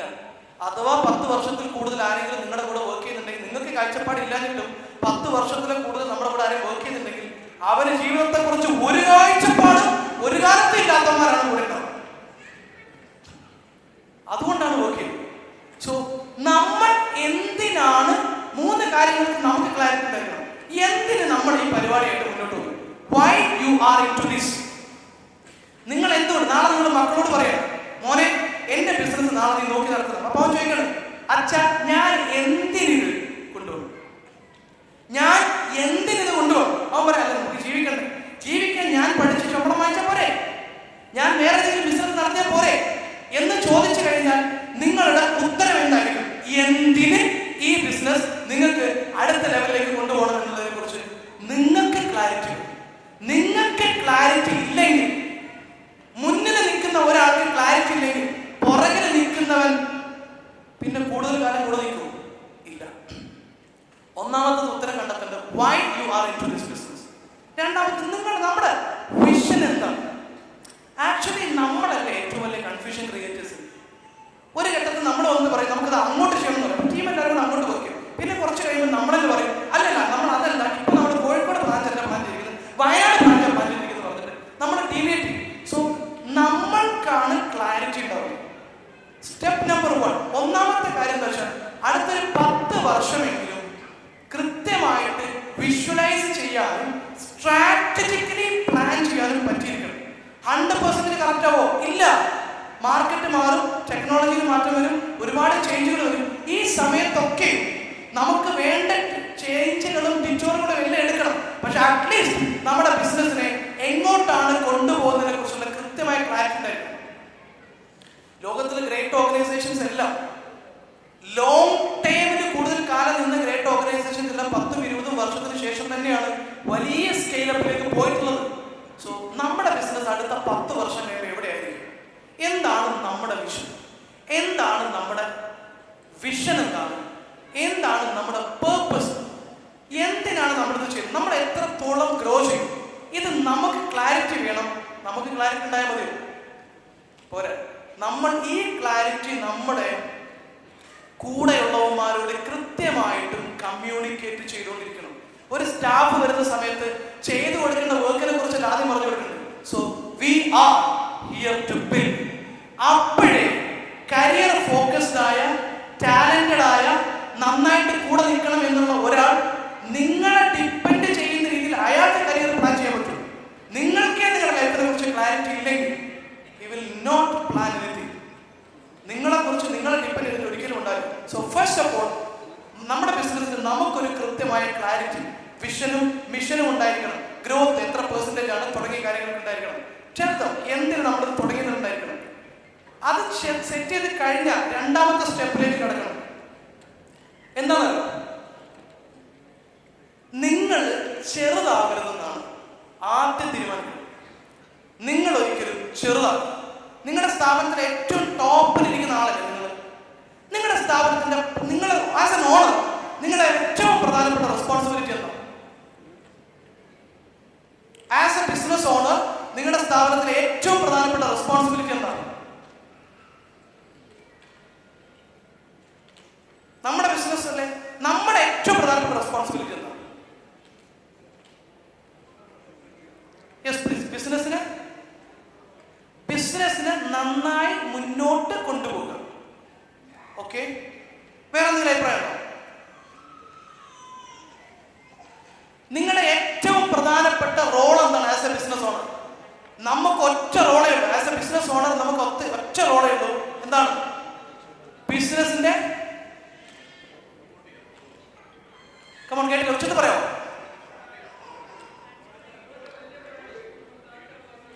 ബിസിനസിനെ ഗ്രോ ചെയ്യുക എന്നത് മാത്രമാണ് നമ്മുടെ പണി. ബിസിനസിനെ ഗ്രോത്തിലേക്ക് കൊണ്ടുപോകുക എന്നുള്ള. ഇപ്പൊ തുടക്കത്തിലുള്ള ഒരാൾക്കൊരു പക്ഷേ ബിസിനസിന്റെ ഗ്രോത്ത് ഫോക്കസ് ചെയ്യാൻ പറ്റില്ല. എല്ലാം ചിലപ്പോൾ ചെയ്യേണ്ടി വരും. എല്ലാം നമ്മൾ തന്നെ തുടക്കത്തിൽ ചെയ്യേണ്ടി വരും. That's okay. പക്ഷെ ഒരു ഘട്ടം കഴിയുന്നതോട് കൂടിയിട്ട് നമ്മൾ എന്ത് ചെയ്യണം? നമ്മളിപ്പോൾ ചെയ്യുന്ന ആക്ടിവിറ്റിയിൽ ബിസിനസിന്റെ ഗ്രോത്തിന് സപ്പോർട്ട് ചെയ്യുന്നതാണോ മുഴുവനും? നമ്മളിപ്പോൾ ചെയ്യുന്ന കാര്യം മുഴുവനും ഗ്രോയിങ് ആക്ടിവിറ്റി ആണോ നമ്മൾ ചെയ്യുന്നത്? 2 ടൈപ്പ് ആക്ടിവിറ്റിയാണ് ഒരു ബിസിനസ്സിൽ ഉണ്ടാവുക. ഒന്ന് ബിസിനസിന്റെ റണ്ണിങ് ആക്ടിവിറ്റിയാണ്. അതായത് ഡേ ടു ഡേ കാര്യങ്ങൾ സ്മൂത്ത് ആയിട്ട് നേരത്തെ പറഞ്ഞ പോലെ നന്നായി കൊണ്ടുപോകുന്ന കാര്യങ്ങൾ ഗ്രോയിങ് അല്ല, റണ്ണിങ് ആണ്. നിലവിലുള്ള കസ്റ്റമറെ നിലനിർത്തൽ, നല്ല പ്രൊഡക്റ്റ് ഉണ്ടാക്കി കൊണ്ടുവരൽ, അവർക്ക് വേണ്ട സാധനങ്ങൾ കൊടുക്കല്, കറക്റ്റ് ഡെലിവറി കൊടുക്കല്, അവർക്ക് വേണ്ടതെല്ലാം സർവ് ചെയ്യല്, ഇതൊന്നും ഗ്രോയിങ് അല്ല. ഇത് ആ ബിസിനസിന്റെ ഡേ ടു ഡേ ഓപ്പറേഷനെ നല്ല രീതിയിൽ റൺ ചെയ്ത് പോകാനുള്ള ആക്ടിവിറ്റിയാണ്. നിങ്ങളുടെ ഉത്തരവാദിത്വം എന്ന് പറഞ്ഞാൽ ഈ റണ്ണിങ് ആക്ടിവിറ്റിയിൽ ഇൻവോൾവ് ആകലല്ല, മറിച്ച് ഗ്രോയിങ്ങിലേക്ക് ഫോക്കസ് ചെയ്യണം. So your role is to build your business, not to run your business. അത് ചെയ്യണമെങ്കിൽ നിങ്ങൾ എന്ത് വേണം? നമ്മൾ എന്ത് വേണം? നമ്മൾ കുറെ കാര്യങ്ങൾ ചെയ്യില്ലെന്ന് വെക്കണം, ഒറ്റയടിക്കല്ല. നിങ്ങൾ ഇപ്പൊ ചെയ്യുന്ന കാര്യങ്ങൾ എന്ത് ചെയ്യണം? ലിസ്റ്റ് ഔട്ട് ചെയ്യണം. നിങ്ങളുടെ ബിസിനസ്സിനും ഓപ്പറേഷനും നിങ്ങൾ ചെയ്യുന്ന 1 2 3 4 5 എന്ന് പറഞ്ഞ് നിങ്ങൾ ചെയ്യുന്ന മുഴുവൻ കാര്യങ്ങളും ലിസ്റ്റ് ഔട്ട് ചെയ്യണം. ആ ലിസ്റ്റ് ഔട്ട് ചെയ്ത കാര്യങ്ങളിൽ നിന്ന് ഓരോ കാര്യങ്ങളായിട്ട് ഘട്ടം ഘട്ടം എല്ലാം കൂടെ ഒരുമിച്ച് നിങ്ങൾ ഇതൊന്നും ഞാൻ ചെയ്യില്ല എന്ന് പറയാൻ പറ്റില്ല. ചിലപ്പോൾ ചില കാര്യങ്ങൾ ഒഴിവാക്കണമെങ്കിൽ നല്ല ആൾ വരുന്നതുവരെ കാത്തിരിക്കേണ്ടി വരും. It may take 6 months, technology വേണ്ടി വരും. സോ ആ സമയം വരെ നമുക്ക് കാത്തിരിക്കാൻ പറ്റും. ബട്ട് ഇതിനെ കൃത്യമായിട്ട് നമ്മൾ എന്ത് ചെയ്യണം? ഘട്ടമായിട്ട് ആ ഒരു ബിസിനസിന്റെ റണ്ണിങ് പ്രോസസ്സിൽ നിന്ന്, ഓപ്പറേഷൻ പ്രോസസ്സിൽ നിന്ന് നോട്ട് ടു ഡു ലിസ്റ്റ് ഉണ്ടാക്കിയിട്ട് പുറത്തു കിടക്കണം.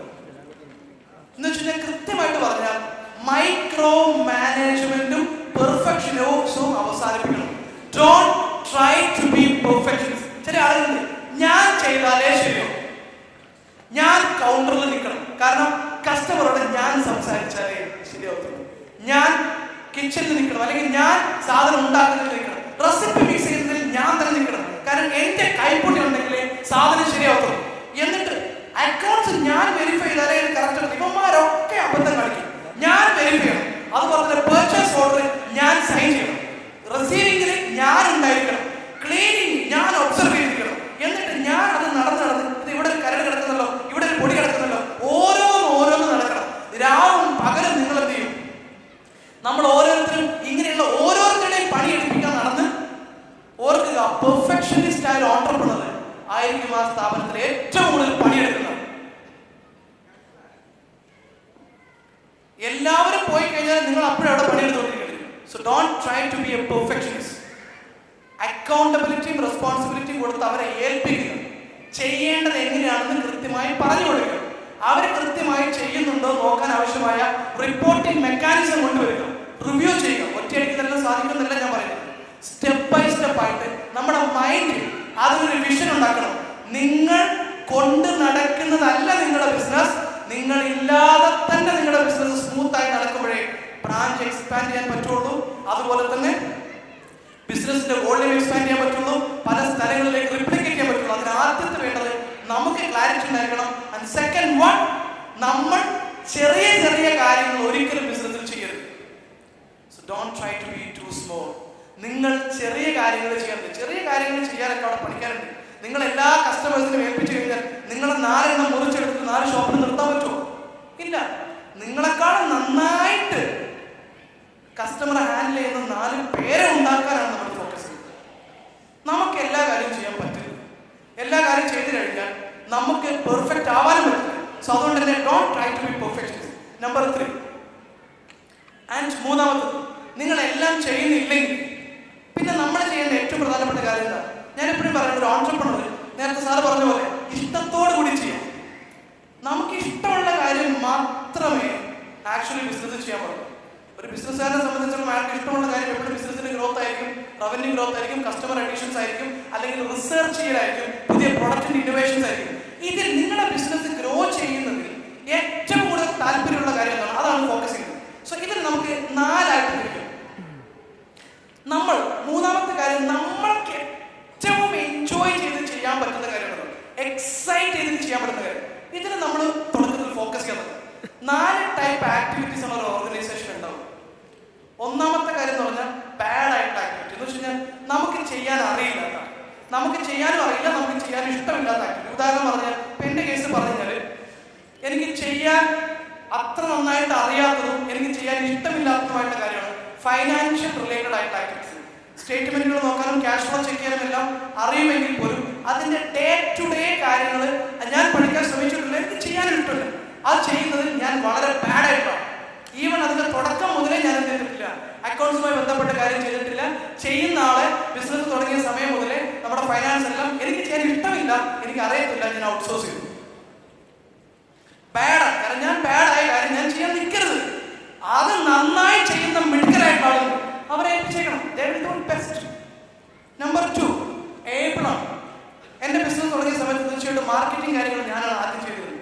എനിക്കറിയാമായിരുന്നു, ഞാൻ അതിനെക്കുറിച്ച് പഠിച്ചിട്ടുണ്ട്. ഡിജിറ്റൽ മാർക്കറ്റിംഗ് എന്താണ്, ബ്രാൻഡ് ബിൽഡിംഗ് എങ്ങനെയാണെന്ന് കൃത്യമായി പഠിച്ചു. തുടക്കത്തിൽ ഞാനാ ചെയ്യുന്നത്. ഏബിളാണ്. ഞാൻ മാസ്റ്റർ ആണോ, എഫിഷ്യന്റ് ആണോ? അല്ല. ഞാൻ എക്സ്പെർട്ട് ആണോ? അല്ല. ഞാനത് ഭയങ്കര പാഷനേറ്റ് ആണോ? അതുമല്ല. പക്ഷെ ഒരു ആവശ്യം വന്നു കഴിഞ്ഞാൽ എനിക്ക് എന്റെ ബിസിനസ്സിനെ നിലനിർത്തി കൊണ്ടുപോകാൻ ആവശ്യമായ ഏറ്റവും പ്രധാനപ്പെട്ട ആക്ടിവിറ്റി ആയതുകൊണ്ടും എനിക്കത് അറിയാവുന്ന ഏബിൾ ആയതുകൊണ്ടും ഞാനത് ചെയ്തു. So that is called able. പക്ഷെ ആദ്യം ഞാൻ ഒരു ബിസിനസ് ഒന്ന് സ്കെയിൽ ചെയ്യുന്ന സമയത്ത് ആദ്യം ഞാൻ ബിൽഡ് ചെയ്തു ഒരു ഡിജിറ്റൽ മാർക്കറ്റിങ്ങിന് വേണ്ടിയിട്ട് ഒരു ഡിവിഷൻ ബിൽഡ് ചെയ്തു. അവിടെ ഒരു ടീമിനെ കൊണ്ടുവന്നു. ഈ പണികൾ മുഴുവനും അവരെ ഏൽപ്പിച്ചു. So now they are doing it. They are doing my work and they are also getting other work from the clients.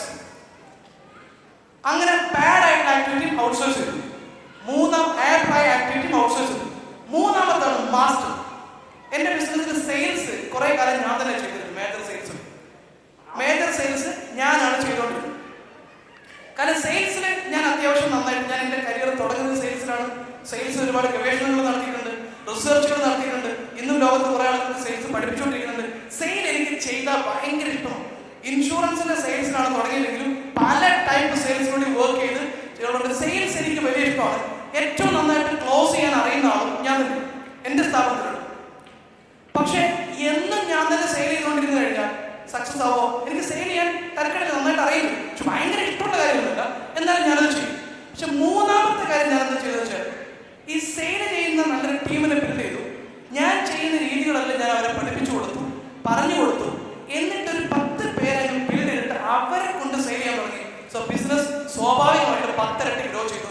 ഞാൻ സെയിൽ ചെയ്യുന്ന പരിപാടി നിർത്തി. ഇപ്പൊ ഞങ്ങൾക്ക് ഒരു കോർപ്പറേറ്റ് സൊല്യൂഷൻ എന്ന് പറയുന്ന ഒരു പ്രോജക്റ്റ് ഉണ്ട്. അതൊരു 1.5 വർഷം നീണ്ടു നിൽക്കുന്ന വലിയൊരു പ്രോജക്റ്റാണ്. അതായത് സ്മോൾ ബിസിനസിനെ ഒരു 1.5 വർഷത്തെ കൃത്യമായിട്ടുള്ള സ്ട്രാറ്റജിക് ആയിട്ടുള്ള സപ്പോർട്ടിലൂടെ അതിനൊരു കോർപ്പറേഷൻ ആക്കിയിട്ട് ഒരു കോർപ്പറേറ്റ് ബിസിനസ് ആക്കി മാറ്റുന്നതിന് ഒരു പ്രോജക്റ്റ് ഉണ്ട്. ആ ഒരൊറ്റ ബിസിനസിന്റെ സെയിൽസ് മാത്രമാണ് ഞാൻ ചെയ്യുന്നത്. അത് വർഷത്തിൽ ഞങ്ങൾക്ക് 5 ക്ലയന്റിനെ ഞങ്ങൾ ആഡ് ചെയ്യും. ആ സെയിൽ മാത്രമേ ഇപ്പൊ ഞാൻ ചെയ്തു. 4ാമത്തെ ആക്ടിവിറ്റിയാണ് നമ്മൾ ചെയ്യേണ്ടത്, എക്സൈറ്റിംഗ് ആക്ടിവിറ്റി. അതായത് ചെയ്യുമ്പോൾ മടുക്കാത്ത, ഇഷ്ടത്തോടു കൂടി ചെയ്യുന്ന, എത്ര മണിക്കൂറുകൾ നമ്മൾ ചെയ്ത് കഴിഞ്ഞാലും നമ്മളിങ്ങനെ ത്രില്ലടിച്ച് എൻജോയ് ചെയ്യുന്ന ഒരു ആക്ടിവിറ്റി. ആ ആക്ടിവിറ്റിയാണ് എക്സൈറ്റിംഗ് ആക്ടിവിറ്റി. അതാണ് ഒരു ഓൺട്രപ്രണർ ചെയ്ത് കഴിഞ്ഞാൽ you will never feel tired. അത് എനിക്ക് ഏറ്റവും ഇഷ്ടം. റിസർച്ച് ചെയ്യുന്നത്, ഒന്ന് റിസർച്ച് ചെയ്യുന്നതും അത് പറഞ്ഞു കൊടുക്കുന്നു. കാരണം പുതിയ മാർക്കറ്റിലെ മാറ്റങ്ങളെ കുറിച്ച്, ഇൻഡസ്ട്രിയെ കുറിച്ച്, കോണ്ടന്റിനെ കുറിച്ച് റിസർച്ച് ചെയ്തുകൊണ്ടിരിക്കുക. സോ തീർച്ചയായിട്ടും എന്റെ ബിസിനസ് ഗ്രോ ചെയ്യുന്നതിന്റെ ഏറ്റവും പ്രധാനപ്പെട്ട കാര്യം എത്രത്തോളം സ്ട്രോങ് ആയിട്ടുള്ള റിസർച്ച് ചെയ്യുന്നു എന്നതിന്റെ അടിസ്ഥാനത്തിൽ നിങ്ങളുടെ ബിസിനസ്സിനകത്ത് നിങ്ങൾ എക്സൈറ്റിംഗ് ആയ കാര്യമാണ് ചെയ്യുന്നതെങ്കിൽ നിങ്ങൾക്ക് മടുക്കത്തില്ലെന്ന് മാത്രമല്ല, നിങ്ങൾ വളരെ എൻജോയ് ചെയ്യും. തുടക്കത്തിലാണ് കേട്ടോ, അതും കുറച്ച് കഴിയുമ്പോൾ വിട്ടുകൊടുക്കും. എക്സൈറ്റിംഗ് ആണെന്ന് വിചാരിച്ച് എല്ലാ കാലവും ചെയ്യേണ്ടതല്ല. You have to be free. നമ്മൾ നമ്മുടെ ബിസിനസ്സിൽ നിന്ന് പൂർണ്ണമായിട്ടും ഫ്രീ ആകുമ്പോൾ മാത്രമേ നെക്സ്റ്റ് ലെവലിലേക്ക് ചിന്തിക്കാൻ പറ്റുള്ളൂ, നെക്സ്റ്റ് ലെവൽ ബിൽഡ് ചെയ്യാൻ പറ്റുള്ളൂ. സോ അതിന് ഒറ്റയടിക്ക് നാളെ ഞാൻ ഈ ഓഫീസിൽ നിന്ന് പോകുന്നില്ല, നാളെ ഞാൻ ഷോപ്പിൽ വരുന്നില്ലെന്ന് പറയലല്ല ഫ്രീ. അതിനൊരു സ്ട്രാറ്റജിക്കൽ സ്റ്റെപ്പിലൂടെയാണ് കടന്നുകൊണ്ട്. Then 4, build your team. ഒരു ടീം സ്ട്രക്ചർ ഉണ്ട്. ഞാൻ എപ്പോഴും ഓൺട്രപ്രണറോട് ചോദിക്കാറുണ്ട്, നിങ്ങൾ ഒരിക്കലും ടീമിനെ ബിൽഡ് ചെയ്തു, നല്ല സ്റ്റാഫിനെ കിട്ടുന്നില്ല എന്നുള്ളതൊന്നും പരാതി പറയരുത് പ്ലീസ്. മറിച്ച് അടുത്ത 3 വർഷം കഴിയുമ്പോൾ നിങ്ങളുടെ ഓർഗനൈസേഷന്റെ, ഡ്രീം ഓർഗനൈസേഷന്റെ സ്ട്രക്ചർ എനിക്കൊന്ന് വരച്ചു തരണം. നിങ്ങൾ എപ്പോഴെങ്കിലും വരയ്ക്കാൻ ശ്രമിച്ചിട്ടുണ്ടോ? നിങ്ങളുടെ ഡ്രീം സ്ട്രക്ചർ, ഡ്രീം ബോർഡ്. അടുത്ത 3 വർഷം കഴിയുമ്പോൾ നിങ്ങളുടെ ഓർഗനൈസേഷന്റെ ഡ്രീം ബോർഡിൽ ആരൊക്കെയുണ്ടോ, ഡ്രീം ഓർഗനൈസേഷന്റെ സ്ട്രക്ചർ ആരൊക്കെയുണ്ടോ, അവരുടെ പ്രൊഫൈൽ എന്തായിരിക്കും, അവരെത്രത്തോളം ക്യാപ്പബിൾ ആയിട്ടുള്ള ആളുകളായിരിക്കും, അവർ ഏത് ലെവൽ എക്സ്പീരിയൻസ് ഉള്ള ആളുകളായിരിക്കും, ഏത് കൾച്ചറുള്ള ആളായിരിക്കും. സോ നിങ്ങളുടെ ടീമിനെ ബിൽഡ് ചെയ്യുന്നതിന് മുമ്പ് ആദ്യം ചെയ്യേണ്ടത് നിങ്ങളുടെ ഓർഗനൈസേഷന്റെ സ്ട്രക്ചർ സെറ്റ് ചെയ്യണം. വീട് പണി കല്ലടിച്ച് തറ കീറിയതിനു ശേഷമാണോ പ്ലാൻ ഉണ്ടാക്കുക? ആണോ? അല്ല. പക്ഷെ കച്ചവടത്തിൽ നമ്മൾ അങ്ങനെ തറയും പണിത് എവിടെയെങ്കിലുമൊക്കെ സ്ട്രക്ചർ കെട്ടിപ്പൊക്കിയതിനു ശേഷം പിന്നെ പ്ലാൻ ഉണ്ടാക്കുക. കാരണം നമ്മളിങ്ങനെ കാലങ്ങളായിട്ട് നീട്ടി കൊണ്ടുവന്ന വീടുകൾ കണ്ടിട്ടുണ്ടോ നിങ്ങൾ? കുഴിയിൽ പോകുന്നത് പോലെയാണ് പോകുന്നത്. ക്ലാരിറ്റി ഉണ്ടാവില്ല, കൃത്യമായ പ്ലാൻ ഉണ്ടാവില്ല, അതിങ്ങനെ ആഡ്. ഇതുപോലെയായിരിക്കും നമ്മുടെ ടീമിന്റെ അവസ്ഥ. കച്ചവടം കൂടി ഇനിയിപ്പോ ഒരു മാനേജർ വേണം. അപ്പൊ ഏതെങ്കിലും ഒരാളെ കൊണ്ടുവന്ന മാനേജർ. അപ്പൊ അവനെ കുറച്ചുകൂടെ റെഡി ആകുമ്പോൾ അവനെ കൂടെ വേറെ ആളെ കൊണ്ട്. അതായത് ഏച്ച് കെട്ടിയ വീട് പോലെയാണ് നമ്മുടെ ഓർഗനൈസേഷന്റെ സ്ട്രക്ചർ പലപ്പോഴും ഉണ്ടാവും. നിങ്ങൾ നോക്കൂ, നിങ്ങളുടെ ഓർഗനൈസേഷൻ എടുത്തു കഴിഞ്ഞാൽ നിങ്ങൾക്ക് വ്യക്തമായിട്ട് കാണാൻ പറ്റും. പലപ്പോഴും നമ്മുടെ ഓർഗനൈസേഷനിൽ ഇൻഎഫിഷ്യന്റ് ആയിട്ടുള്ള ആളുകൾ വരുന്നത് എന്തുകൊണ്ടാണെന്ന് ചോദിച്ചു കഴിഞ്ഞാൽ ഏച്ച് കെട്ടിയ ഓർഗനൈസേഷൻ പോലെയാണ്, വീട് പോലെയാണ് നമ്മുടെ ഓർഗനൈസേഷൻ ഉണ്ടാവുക. ബിക്കോസ് ഓരോ ഘട്ടത്തിലും ആവശ്യമാകുന്നതിനനുസരിച്ച് നമ്മൾ ഓരോരുത്തരവന്മാരെ ഏച്ച് കെട്ടിക്കൊണ്ടിരിക്കും. അടുത്ത 6 മാസം കഴിഞ്ഞിട്ട് നമുക്ക് ആരെ വേണമെന്നുള്ള ക്ലാരിറ്റി ഉണ്ടാവില്ലേ? അതല്ല നിങ്ങൾ ചെയ്യേണ്ടത്. നിങ്ങളത് അടുത്ത 3 വർഷത്തേക്ക് നിങ്ങളുടെ ബിസിനസ് വിഷ്വലൈസ് ചെയ്യണം. എവിടെയാണ് നിങ്ങളല്ല നിങ്ങളുടെ ബിസിനസിനെ കുറിച്ച് വിഷ്വലൈസ് ചെയ്യേണ്ടത് ആരാ? ദ മോസ്റ്റ് ഇമ്പോർട്ടന്റ് തിങ്, 3 വർഷത്തിനപ്പുറത്തേക്ക് അല്ലെങ്കിൽ അറ്റ്ലീസ്റ്റ് ഒരു 1 ഇയറിനപ്പുറത്തേക്ക് നിങ്ങളുടെ ഓർഗനൈസേഷന്റെ സ്ട്രക്ചർ എങ്ങനെയായിരിക്കും? ഡ്രീം സ്ട്രക്ചർ ഒന്ന് റൈറ്റ് ചെയ്ത് നോക്കൂ. ആരുണ്ടാകും? അവരുടെ പ്രൊഫൈൽ ഒന്ന് ഡ്രാഫ്റ്റ് ചെയ്യും. അങ്ങനെ പ്രൊഫൈൽ ഡ്രാഫ്റ്റ് ചെയ്തതിനുള്ള ഗുണം എന്താണെന്ന് നിങ്ങൾ ഒരിക്കലും റോങ് ഹയറിംഗ് നടത്തില്ല. അല്ലെങ്കിൽ നിങ്ങളുടെ പെങ്ങളെ മോഹൻ ചോദിക്കും, മാമ എനിക്ക് പണിയൊന്നുമില്ല, ഗൾഫിൽ നിന്ന് ഞാൻ ലീവായിട്ട് വന്നിരിക്കാം, ഞാൻ ഇവിടെ കയറിക്കോട്ടെ. അങ്ങനെയും പെങ്ങളെ മോനും അയൽവാസികൾക്കും എല്ലാവർക്കും കയറി കിടക്കാനുള്ള സത്രമല്ല നിങ്ങളുടെ ബിസിനസ്.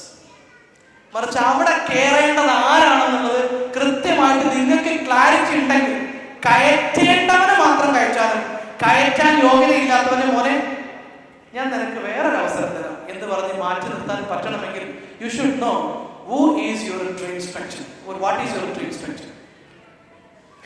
നമ്മൾ കോർപ്പറേറ്റൈസേഷനിലേക്ക് കമ്പനികളെ സപ്പോർട്ട് ചെയ്യാൻ പോകുന്ന സമയത്ത് ഏറ്റവും ആദ്യം ചെയ്യുന്ന പരിപാടിയാണ് പ്രൊഫൈൽ സെറ്റ്. ഡ്രീം സ്ട്രക്ചറിനനുസരിച്ചിട്ട് പ്രൊഫൈൽ കൃത്യമായിട്ട് സെറ്റ് ചെയ്യണം. കാരണം ഇനി ഒരു റോങ് ഹയറിംഗ് നടക്കാൻ പാടില്ല. നമ്മൾക്ക് ക്ലാരിറ്റി ഇല്ലെങ്കിൽ നമ്മൾക്കൊരു ഫൈനാൻസ് മാനേജർ വേണം.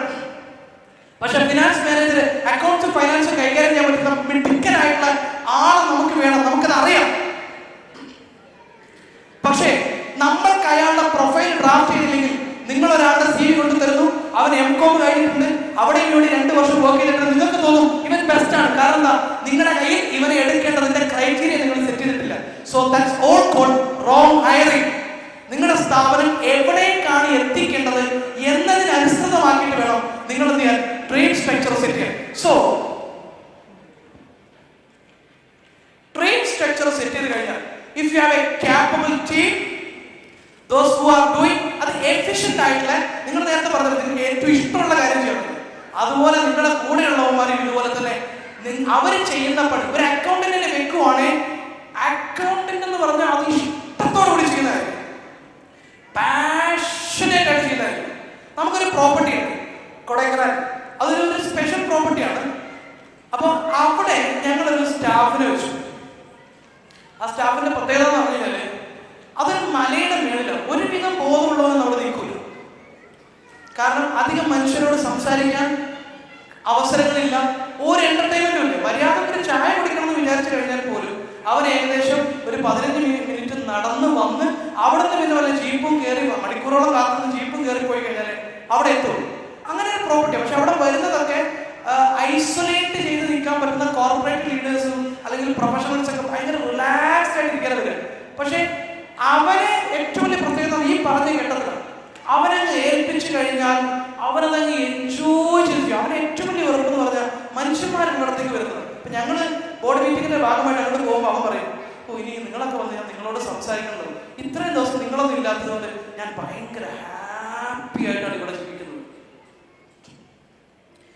ഇതുമായി ബന്ധപ്പെട്ട് പറഞ്ഞതല്ല, പക്ഷേ നമ്മൾ ഒരു കാര്യം ഒരാളെ ഏൽപ്പിക്കുവാണെങ്കിൽ ആ പരിപാടി അയാളതങ്ങ് എൻജോയ്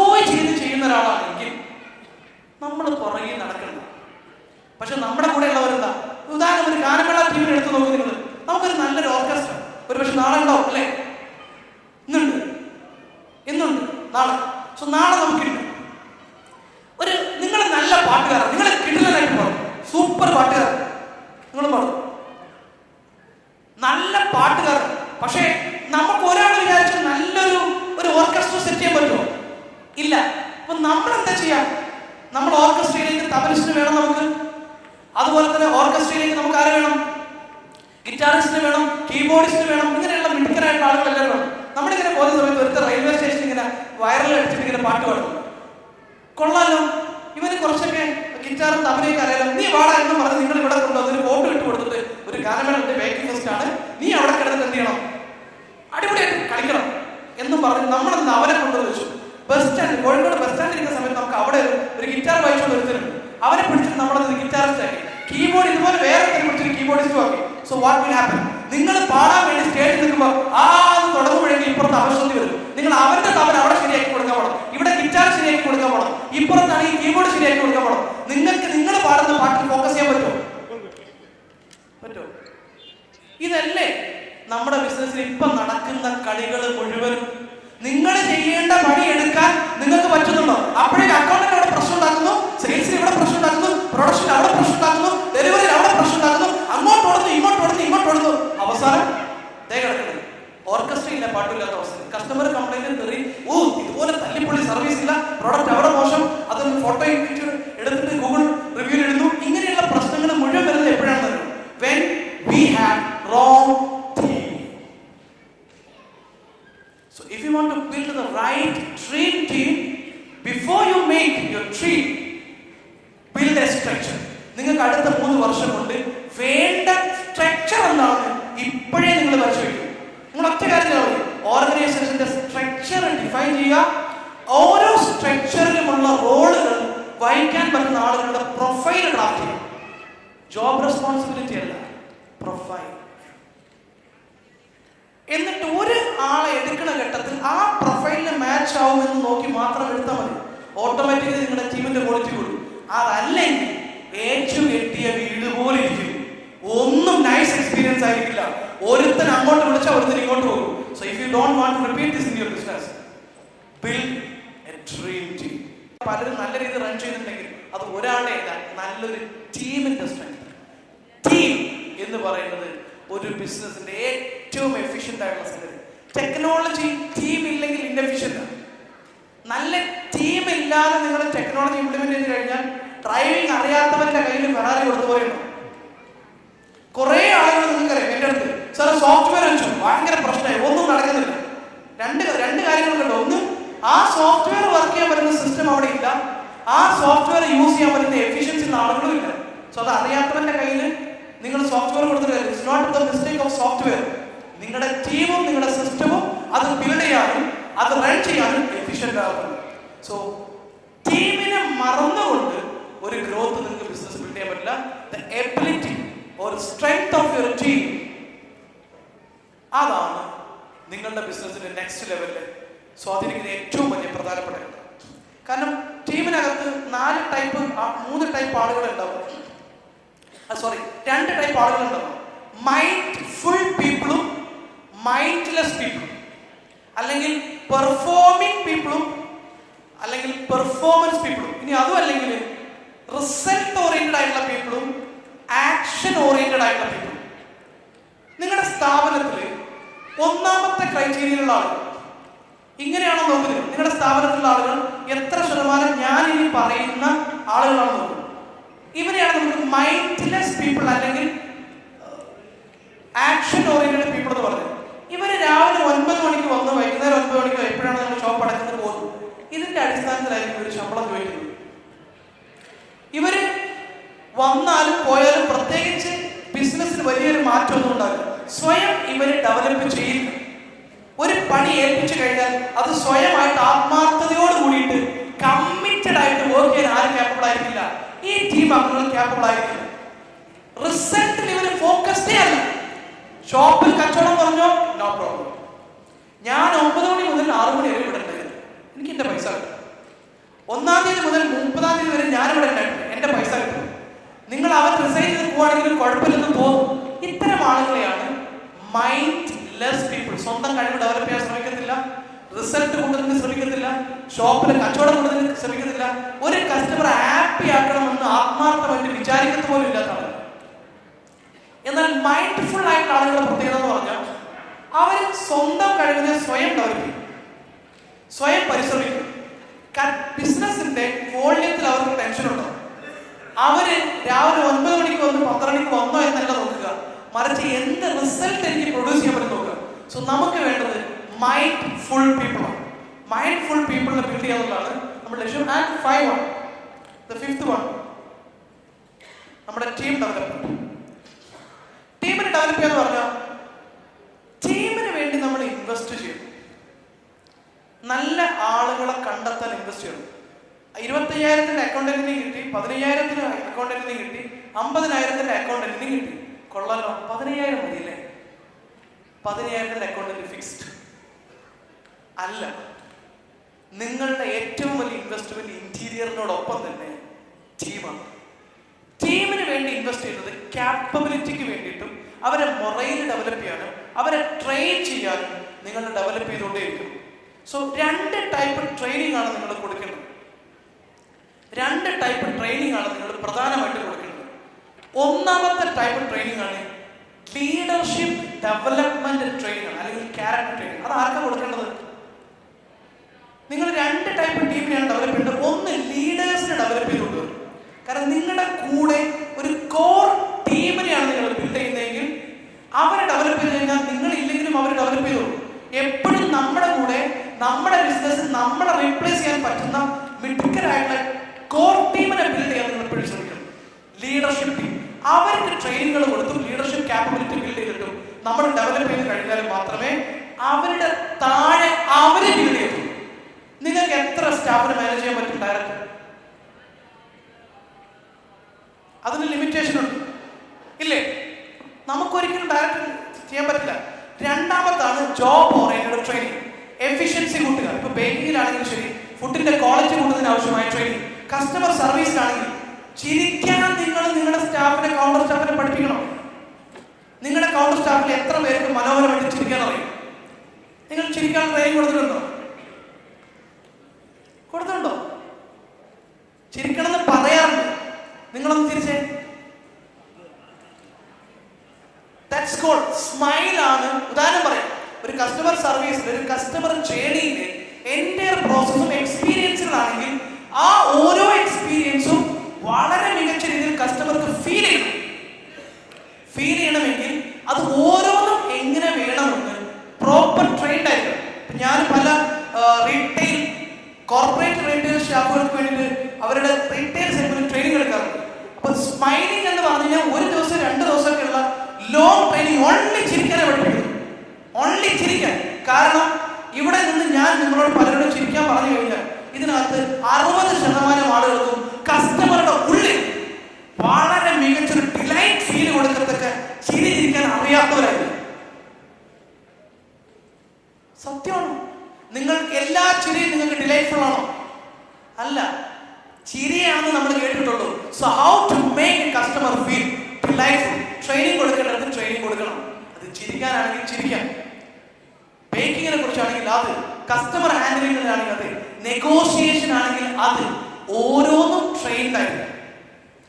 കാരണം അതല്ലെങ്കിൽ ഇപ്പോൾ എയർ ഇന്ത്യയിൽ പോകുന്ന സമയത്തും എമിറേറ്റ്സിലും അല്ലെങ്കിൽ ഖത്തർ എയർവേസിലുള്ള ഡിഫറൻസ് എന്ന് ഫീൽ ചെയ്യും. ആ കിട്ടുന്ന സർവീസ് ക്വാളിറ്റിയാണ് ട്രെയിനിങ്ങിന്റെ ക്വാളിറ്റി ഡിഫറൻസ്. അത് ഇൻബോണായി ഇത്രയും ചിരിക്കാൻ അറിയുന്ന ആളുകളെ നോക്കിയെടുക്കുന്നതല്ല, ഇങ്ങനെ സർവ് ചെയ്യാൻ പറ്റുന്ന ആളുകളെ ട്രെയിനിങ് ആൻഡ് ഡെവലപ്മെന്റ് പ്രോസസ്സിലൂടെ മാനുഫാക്ചർ ചെയ്തെടുക്കുന്ന പ്രൊഡക്റ്റുകളാണ്. ഒരു ബേക്കറി ആണെങ്കിലും 10 ആണെങ്കിലും കസ്റ്റമർക്ക് കിട്ടുന്നത് എല്ലായിടത്തും ഒരേ എക്സ്പീരിയൻസ് ആകണമെങ്കിൽ സ്റ്റാൻഡേർഡ് എക്സ്പീരിയൻസിനെ കുറിച്ചുള്ള കൃത്യമായ അണ്ടർസ്റ്റാൻഡിങ് നമുക്ക് വേണം. ആ സ്റ്റാൻഡേർഡൈസേഷന് വേണ്ടി ട്രെയിനിങ് കൊടുക്കാൻ നമുക്ക് പറ്റും. സോ ടീമിനെ ബിൽഡ് ചെയ്താൽ മാത്രം പോരാ, സമയാസമയങ്ങളിൽ ടീമിനെ ഡെവലപ്പ് ചെയ്തുകൊണ്ടിരിക്കണം. നിങ്ങളെ ഡെവലപ്പ് ചെയ്തില്ലെങ്കിൽ നിങ്ങളുടെ ബിസിനസ് പൊട്ടിപ്പോകുന്ന പോലെ തന്നെയാണ് ടീമിനെ സമയാസമയങ്ങളിൽ മാർക്കറ്റിന്റെ ചേഞ്ചിനനുസരിച്ച് ഡെവലപ്പ് ചെയ്തെടുത്തില്ലെങ്കിൽ ആ ടീം ഇൻഎഫിഷ്യന്റ് ആവും. ആ ഇൻഎഫിഷ്യൻസി വന്നാൽ നിങ്ങളുടെ ബിസിനസിനെ ബാധിക്കും. ക്ലിയർ ആയോ? സോ അതൊരു പ്രോസസ്സാണ്. ആനുവൽ ബജറ്റ് മാർക്കറ്റിങ്ങിന് നമ്മൾ ബജറ്റ് ഇടാറുണ്ട്, മറ്റൊരു ബജറ്റ് ഇടാറുണ്ട്. ടീമിന്റെ ഡെവലപ്മെന്റിന് വേണ്ടിയിട്ടും അവരുടെ ട്രെയിനിങ്ങിന് വേണ്ടിയിട്ടും ഒരു ബജറ്റ് ഇടണം. ബിക്കോസ് ഇത് മാറിയ ലോകം. കസ്റ്റമർ ബിഹേവിയർ മാറാൻ 5 കൊല്ലം കാത്തിരിക്കേണ്ട, 5 മാസം മതി. ഇൻസ്റ്റഗ്രാമിൽ ഒരു റീല് വൈറലായ മതി, കച്ചവടത്തിന്റെ സ്വഭാവം മാറി. ഇതിനിടയ്ക്ക് നിങ്ങൾക്ക് തന്നെ അറിയില്ലേ, ഓരോ റീലിനനുസരിച്ചിട്ടാണ് അവരെ പ്രൊഡക്റ്റ് ചോദിച്ചു വരുന്ന കസ്റ്റമർ ആണോ അല്ലേ? ഒരു റീൽ വൈറലായാൽ നമ്മുടെ ബിസിനസിന്റെ സ്വഭാവം മാറും. അവിടെ ഒരുത്തനുണ്ടാക്കാൻ നമുക്ക് ഉണ്ടാക്കാൻ അറിയില്ലെങ്കിൽ നമ്മൾ പിന്നെ അതോടെ അവന്റെ ലിസ്റ്റിൽ നമ്മൾ പോയി. സോ കണ്ടിന്യൂസ് ആയിട്ടുള്ള അലേർട്ടും അവയർനെസ്സും ഡെവലപ്മെന്റ് പ്രോസസ്സും ഓരോ ബിസിനസ്സുകാരും ഇരിക്കണം. അതിനെ ഇതൊക്കെ നോക്കി ഒബ്സർവ് ചെയ്ത് മാർക്കറ്റ് പഠിക്കണമെങ്കിൽ നിങ്ങൾക്ക് എവിടെ നേരം? നിങ്ങൾ രാവിലെ മുതൽ വൈകുന്നേരം ഇവന്മാരെ പുറകെ നടക്കുമല്ലോ. നിങ്ങൾ ഫ്രീ ആകണം, കംപ്ലീറ്റ്ലി ഫ്രീ ആണ് നിങ്ങളില്ലാതെ. അതിനാണ് നമ്മൾ ഇത്രയും പ്രോസസ്സുകൾ പറയുന്നത്. So what is next? ഇനിയോ ടീമിനെ ബിൽഡ് ചെയ്ത് കഴിഞ്ഞാൽ പിന്നെ നമുക്ക് എന്താ വേണ്ടത്?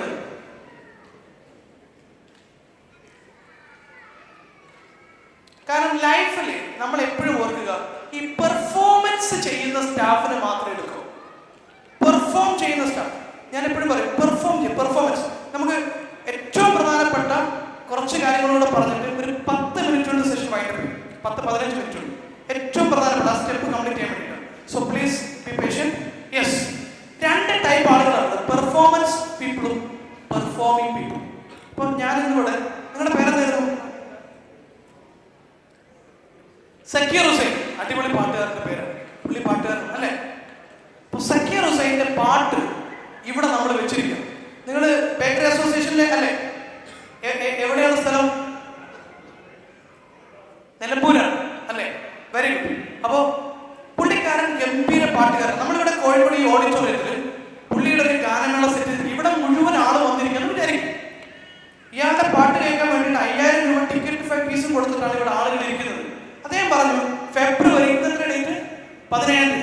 സോ ഫെബ്രുവരി 17 7 മണി മുതൽ 10 മണി വരെ പുള്ളിയുടെ ഗാനമേള ഉണ്ടായിരുന്നു. സക്കീർ ഹുസൈന്റെ ഗംഭീരമായിട്ടുള്ള ഗാനമേള ഉണ്ടായിരുന്നു. ആളുകൾ മുഴുവൻ തടിച്ചുകൂടി, ടിക്കറ്റ് കിട്ടാനില്ല, അവിടെ കസേരയൊക്കെ ഇട്ട് ഫുൾ ആക്കിയിരുന്നു. സക്കീർ ഹുസൈൻ ഭായിയുടെ പാട്ടങ്ങ് തുടങ്ങി 7 മണി. എല്ലാവരും ഇങ്ങനെ കൊതിയോടെ കാത്തിരിക്കുകയാണ്. പക്ഷെ ഒരു 7:10 7:15 ആയപ്പോൾ ആൾക്കാർ മൊബൈൽ എടുക്കാൻ തുടങ്ങി. കുറച്ചാളുകൾ അങ്ങോട്ടും ഇങ്ങോട്ടൊക്കെ പോകാൻ തുടങ്ങി. പക്ഷെ സക്കീർ ഭായി പാട്ട് നിർത്തിയോ? പുള്ളി പാട്ട് നിർത്തിയില്ല. പുള്ളി 10 മണി വരെ ഗംഭീരമായിട്ട് പാടി. പാട്ട് കഴിഞ്ഞപ്പോൾ ഇവിടെ മുഴുവൻ ആള് കൂടി. അവരെല്ലാവരും വന്നിട്ട് പറഞ്ഞു ഞങ്ങൾക്ക് ഫണ്ട് തിരിച്ചു തരണം. അതെന്താ ചോദിച്ചു. ഞങ്ങൾ ആരും ഹാപ്പി ആയില്ല, നിങ്ങളുടെ പെർഫോമൻസിന് ഹാപ്പി ആയില്ല എന്ന് പറഞ്ഞ് അദ്ദേഹത്തോട് ചെയ്തു ഫണ്ട് തിരിച്ചു വെച്ചു. പുള്ളി പറഞ്ഞു 10 പൈസ ഞാൻ തിരിച്ചു തരില്ല. കാരണം ഞാൻ എന്താ നിങ്ങളോട് പറഞ്ഞത്, ഫെബ്രുവരി 17 7 മണി മുതൽ 10 മണി വരെ പാടും. ഞാൻ പാടിയോ? പാടി, പൈസ തിരിച്ചില്ല. ഇത് ഒന്നാമത്തെ സിനാരിയോ. ഇനി രണ്ടാമത്തെ സിനാരിയോ, സക്കീർ ഭായിയുടെ പാട്ടിന് ഫുൾ ആളുകൂടി ഇരിക്കുന്നു. അദ്ദേഹം 7 മണിക്ക് പാടുന്നു. പാട്ട് തുടങ്ങി 5 മിനിറ്റ് കഴിയുമ്പോഴേക്കും സദസ് ഫുൾ സൈലന്റ്. സദസ് ഫുൾ അങ്ങ് നിശബ്ദമായി. എല്ലാവരും പുള്ളിയെ തന്നെ ഇങ്ങനെ നോക്കി നിൽക്കണം. എല്ലാവരും അങ്ങനെ ലയിച്ച് മൊബൈൽ എടുക്കാൻ മറന്നു, വീടിനെ കുറിച്ച് മറന്നു, ബാക്കി എല്ലാ കാര്യത്തെ കുറിച്ച് മറന്നു, എല്ലാം മറന്ന് പുള്ളി അങ്ങനെ അതിൽ തന്നെ ലയിച്ചിരിക്കും. പരിപാടി കഴിഞ്ഞു, ആളുകൾ അപ്പോഴും കൂടിയിട്ടുണ്ട്. എല്ലാവരും പറഞ്ഞു എനിക്ക് സെൽഫി എടുക്കും, സാറിന് അടുത്ത പ്രോഗ്രാം ബുക്ക് ചെയ്യാനും കൂടെ ഞങ്ങൾക്ക് ഡേറ്റ് വേണം. This is what. 2 ടൈപ്പ് ആളുകളാണുള്ളത്. ഒന്നാമത്തെ ടൈപ്പ് ആളുകളാണ് റിസൾട്ട് ഫോക്കസ്ഡ് ആളുകൾ. നമുക്ക് വേണ്ടത് നമ്മുടെ ബിസിനസ്സിലും നമ്മുടെ ഓപ്പറേഷനിലും റിസൾട്ട് പ്രൊഡ്യൂസ് ചെയ്യാൻ പറ്റുന്ന ആളുകൾ. അവരെ ബിൽഡ് ചെയ്തെടുക്കണം, അവരെ ഫോക്കസ് ചെയ്യണം. ആക്ടിവിറ്റി ടൈമും കലണ്ടറും ക്ലോക്ക് നോക്കിയിട്ട് ശമ്പളം ചോദിക്കുന്നവന്മാരെ കീപ്പ് ചെയ്യേണ്ട പ്ലേസ് ആവരുത്. നമ്മുടെ പ്രത്യേകം ഓർക്കുക. യെസ്, നെക്സ്റ്റ് പോയിന്റിലേക്ക് പ്രധാനമായിട്ട് പോകാം. Yes, build your system. Team set. നിങ്ങൾ ഫ്രീ ആയി നല്ല ടീമിനെ ബിൽഡ് ചെയ്തു. ടീം സെറ്റ് ആയാൽ അടുത്ത് നമ്മൾ എന്താ ചെയ്യേണ്ടത്? നമ്മൾ എഫിഷ്യന്റ് ആയിട്ടുള്ള ഒരു സിസ്റ്റം സെറ്റ് ചെയ്യണം. എന്താണ് ബിസിനസ്സിലെ സിസ്റ്റം? പല ആളുകളും സിസ്റ്റം എന്താണെന്ന് പലപ്പോഴും ക്ലാരിറ്റി. എന്താണ് നിങ്ങളുടെ ബിസിനസ്സിലെ സിസ്റ്റം? എന്താണ് സിസ്റ്റം? സിമ്പിൾ.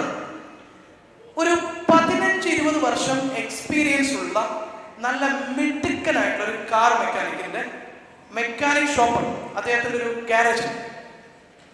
അവിടെ കുറേ സ്പെയർ പാർട്സ് കുന്നുകൂട്ടിയിട്ടുണ്ട്. ഒന്നിനും ഒരു ഓർഡർ ഇല്ല, കുന്നുകൂട്ടിയിട്ടുണ്ട്. പക്ഷെ അയാൾ എക്സ്പെർട്ടാണ്, 20 വർഷമായിട്ട് അയാൾ ചെയ്തുകൊണ്ടിരിക്കുന്നതാണ്.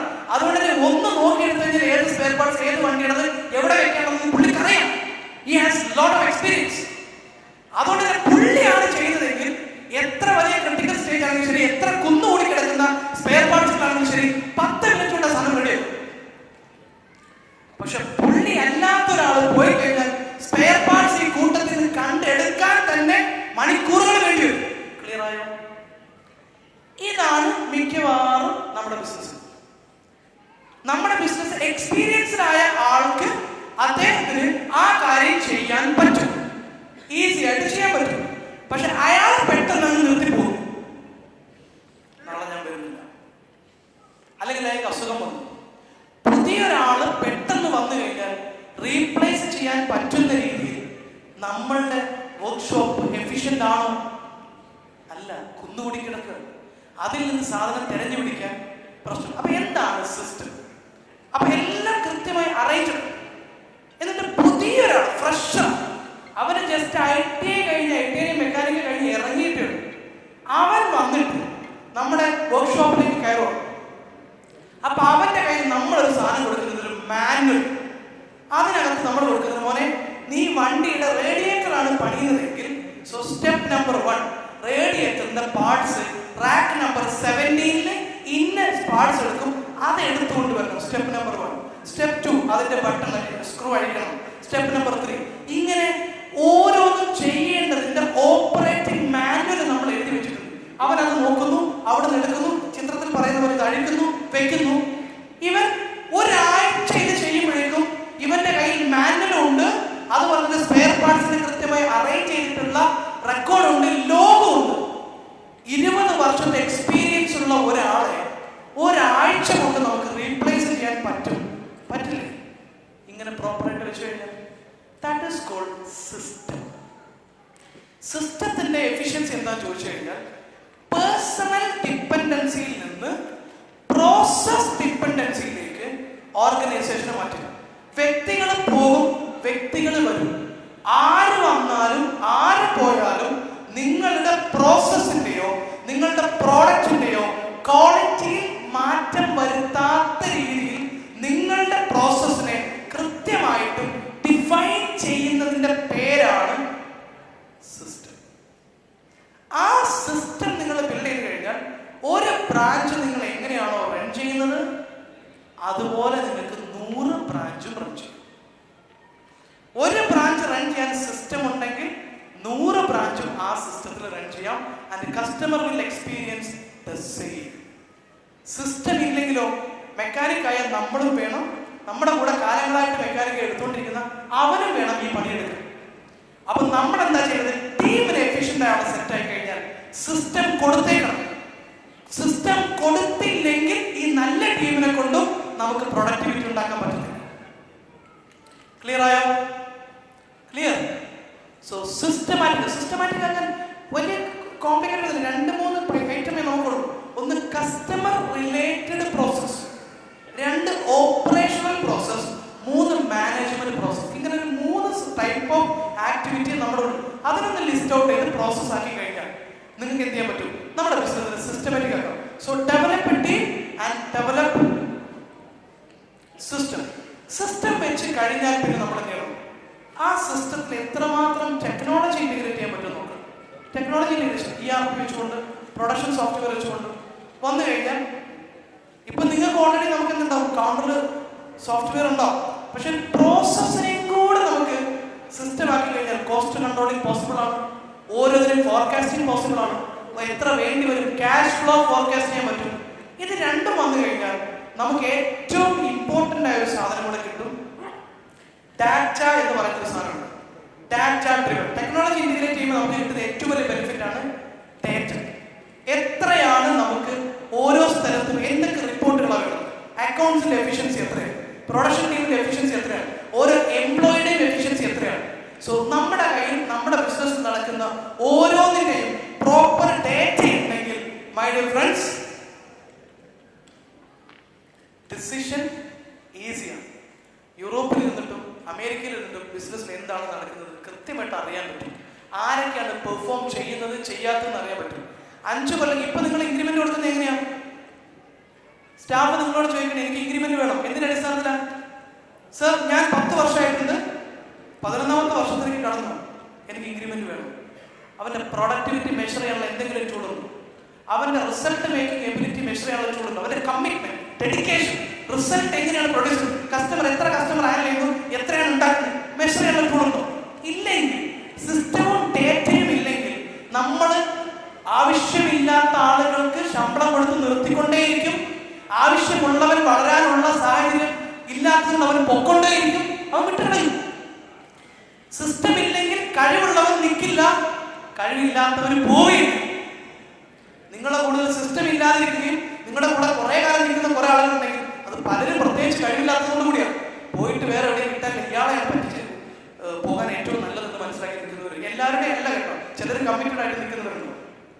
പക്ഷെ എല്ലാത്തിനും ഒരു മെക്കാനിസം ഉണ്ടെങ്കിൽ മാത്രമേ സാധിക്കൂ. പിന്നെ ഒരു കാര്യം കൂടെ ഓർക്കുക, ഒരു ബിസിനസ്സിൽ ഏറ്റവും പ്രധാനപ്പെട്ട ഒരു സംഗതിയാണ് there should be a goodbye step. നിങ്ങളുടെ അടുത്ത് 5 കോടിയാണ് നിങ്ങൾ ഇപ്പോൾ ഉള്ള ആനുവൽ ടേൺ ഓവർ എങ്കിൽ 50 കോടിയിലേക്ക് നിങ്ങൾ ബിസിനസ് സ്കെയിൽ ചെയ്യാൻ പ്ലാൻ ഉണ്ടെങ്കിൽ ഈ 5 കോടിയിലുള്ള 80% വെച്ച് നിങ്ങൾക്ക് 50 കോടിയിലേക്ക് പോകാൻ പറ്റില്ല. മനസ്സിലായോ? ഈ 5 കോടിയിലുള്ള പലരെയും നിങ്ങൾ ടാറ്റ ഗുഡ് ബൈ പറയേണ്ടി വരും. ചിലപ്പോൾ 15 കൊല്ലം പഴക്കമുള്ള ആളാണ്, ശരിയാണ്, 15 കൊല്ലം ഉണ്ട്. പക്ഷേ 15 നിങ്ങൾ ബിസിനസ്സിൽ നാളെ ചെന്നുള്ള ഒരു സ്ട്രാറ്റജിക്കൽ ചേഞ്ച് കൊണ്ടുവരാൻ ശ്രമിച്ചു നോക്കൂ. ഏറ്റവും കൂടുതൽ റെസിസ്റ്റ് ചെയ്ത് ആരായിരിക്കും? പുതിയ സ്റ്റാഫാണോ പഴയ സ്റ്റാഫാണോ? പഴയ സ്റ്റാഫ്. അതിനർത്ഥം എന്താ? ഒഴിവാക്കാനായിട്ടുണ്ടല്ലോ. സമയാസമയങ്ങളിൽ ഗുഡ് ബൈ പറയേണ്ടവരോട് പറഞ്ഞുകൊണ്ടിരിക്കണം. അപ്പൊ നിങ്ങൾ വിചാരിക്കും അയ്യോ സ്റ്റാഫ് ഇത്ര കാലം കൂടുതലുണ്ടെന്ന്, 4 മാസം ശമ്പളം കൊടുക്കാതിരുന്നാൽ അവൻ നിൽക്കൂ? നിൽക്കൂല. നമ്മളെ സംബന്ധിച്ചിടത്തോളം അയാളുടെ പ്രൊഡക്ടിവിറ്റി യൂസ് ചെയ്യാൻ പറ്റുന്ന കാലത്താണ് നമ്മൾ യൂസ് ചെയ്യേണ്ടത്. സോ ഗുഡ് ബൈ പറയേണ്ട സ്ഥലത്ത് ഗുഡ് ബൈ പറയണം. ഇനി അത്ര ഇഷ്ടമുള്ള ആളാണെങ്കിൽ 1 വർഷത്തെ ശമ്പളം വെറുതെ കൊടുത്തിട്ട് പറഞ്ഞേച്ചോ. പക്ഷെ ബിസിനസ്സിലേക്ക് ക്യാപ്പബിൾ അല്ലാത്ത ഒരാളെ ഫിറ്റ് ചെയ്യുന്നു. ഇതിനാണ് ഡ്രീം സ്ട്രക്ചർ പറയുന്നത്. ഡ്രീം സ്ട്രക്ചർ വരയ്ക്കുമ്പോൾ നിങ്ങൾക്കറിയാം ആരെ പറഞ്ഞയക്കണം, ആരെ ഹയർ ചെയ്യണം. കൂട്ടത്തിലുള്ള ആൾക്ക് ഈ ക്യാപ്പബിലിറ്റി ഇല്ലെങ്കിൽ അവരോട് ഒന്നെങ്കിൽ പറയാം this is the KPI for you. ഇതാ ഇന്നതാണ് ഇന്നത്തെ പൊസിഷനിൽ നിൽക്കുന്ന ആളുടെ പ്രൊഫൈൽ വരുന്നത്. 1 വർഷം കൊണ്ട് ഡെവലപ്പ് ചെയ്യാൻ പറ്റുമെങ്കിൽ ഡെവലപ്പ് ചെയ്തോ, അല്ലെങ്കിൽ ഗുഡ് ബൈ. കാരണം 50 കോടി ചെയ്യുന്ന ഇടത്ത് നിന്ന് 500 കോടിയിലേക്ക് പോകണമെങ്കിൽ 500 കോടി ചെയ്യാൻ ക്യാപ്പബിളായ ആളുകൾ ടീമിന് വേണം. ആ അണ്ടർസ്റ്റാൻഡിങ് നിങ്ങൾക്ക് ഉണ്ടായിരിക്കണം. സോ മൈ ഡിയർ ഫ്രണ്ട്സ്, നമ്മളുടെ ബിസിനസ് എന്ന് പറയുന്നത് നമ്മൾ ഇല്ലാതെ തന്നെ റൺ ചെയ്യാൻ ക്യാപ്പബിൾ ആക്കുക എന്നുള്ളതാണ് ഏറ്റവും ഇമ്പോർട്ടൻ്റ് ആയ ഘടകം. അതിന് സഹായിക്കുന്ന ഏറ്റവും പ്രധാനപ്പെട്ട ഒരു 5-6 സ്റ്റെപ്പുകളാണ് പറഞ്ഞത്. So thank you so much and all the very best.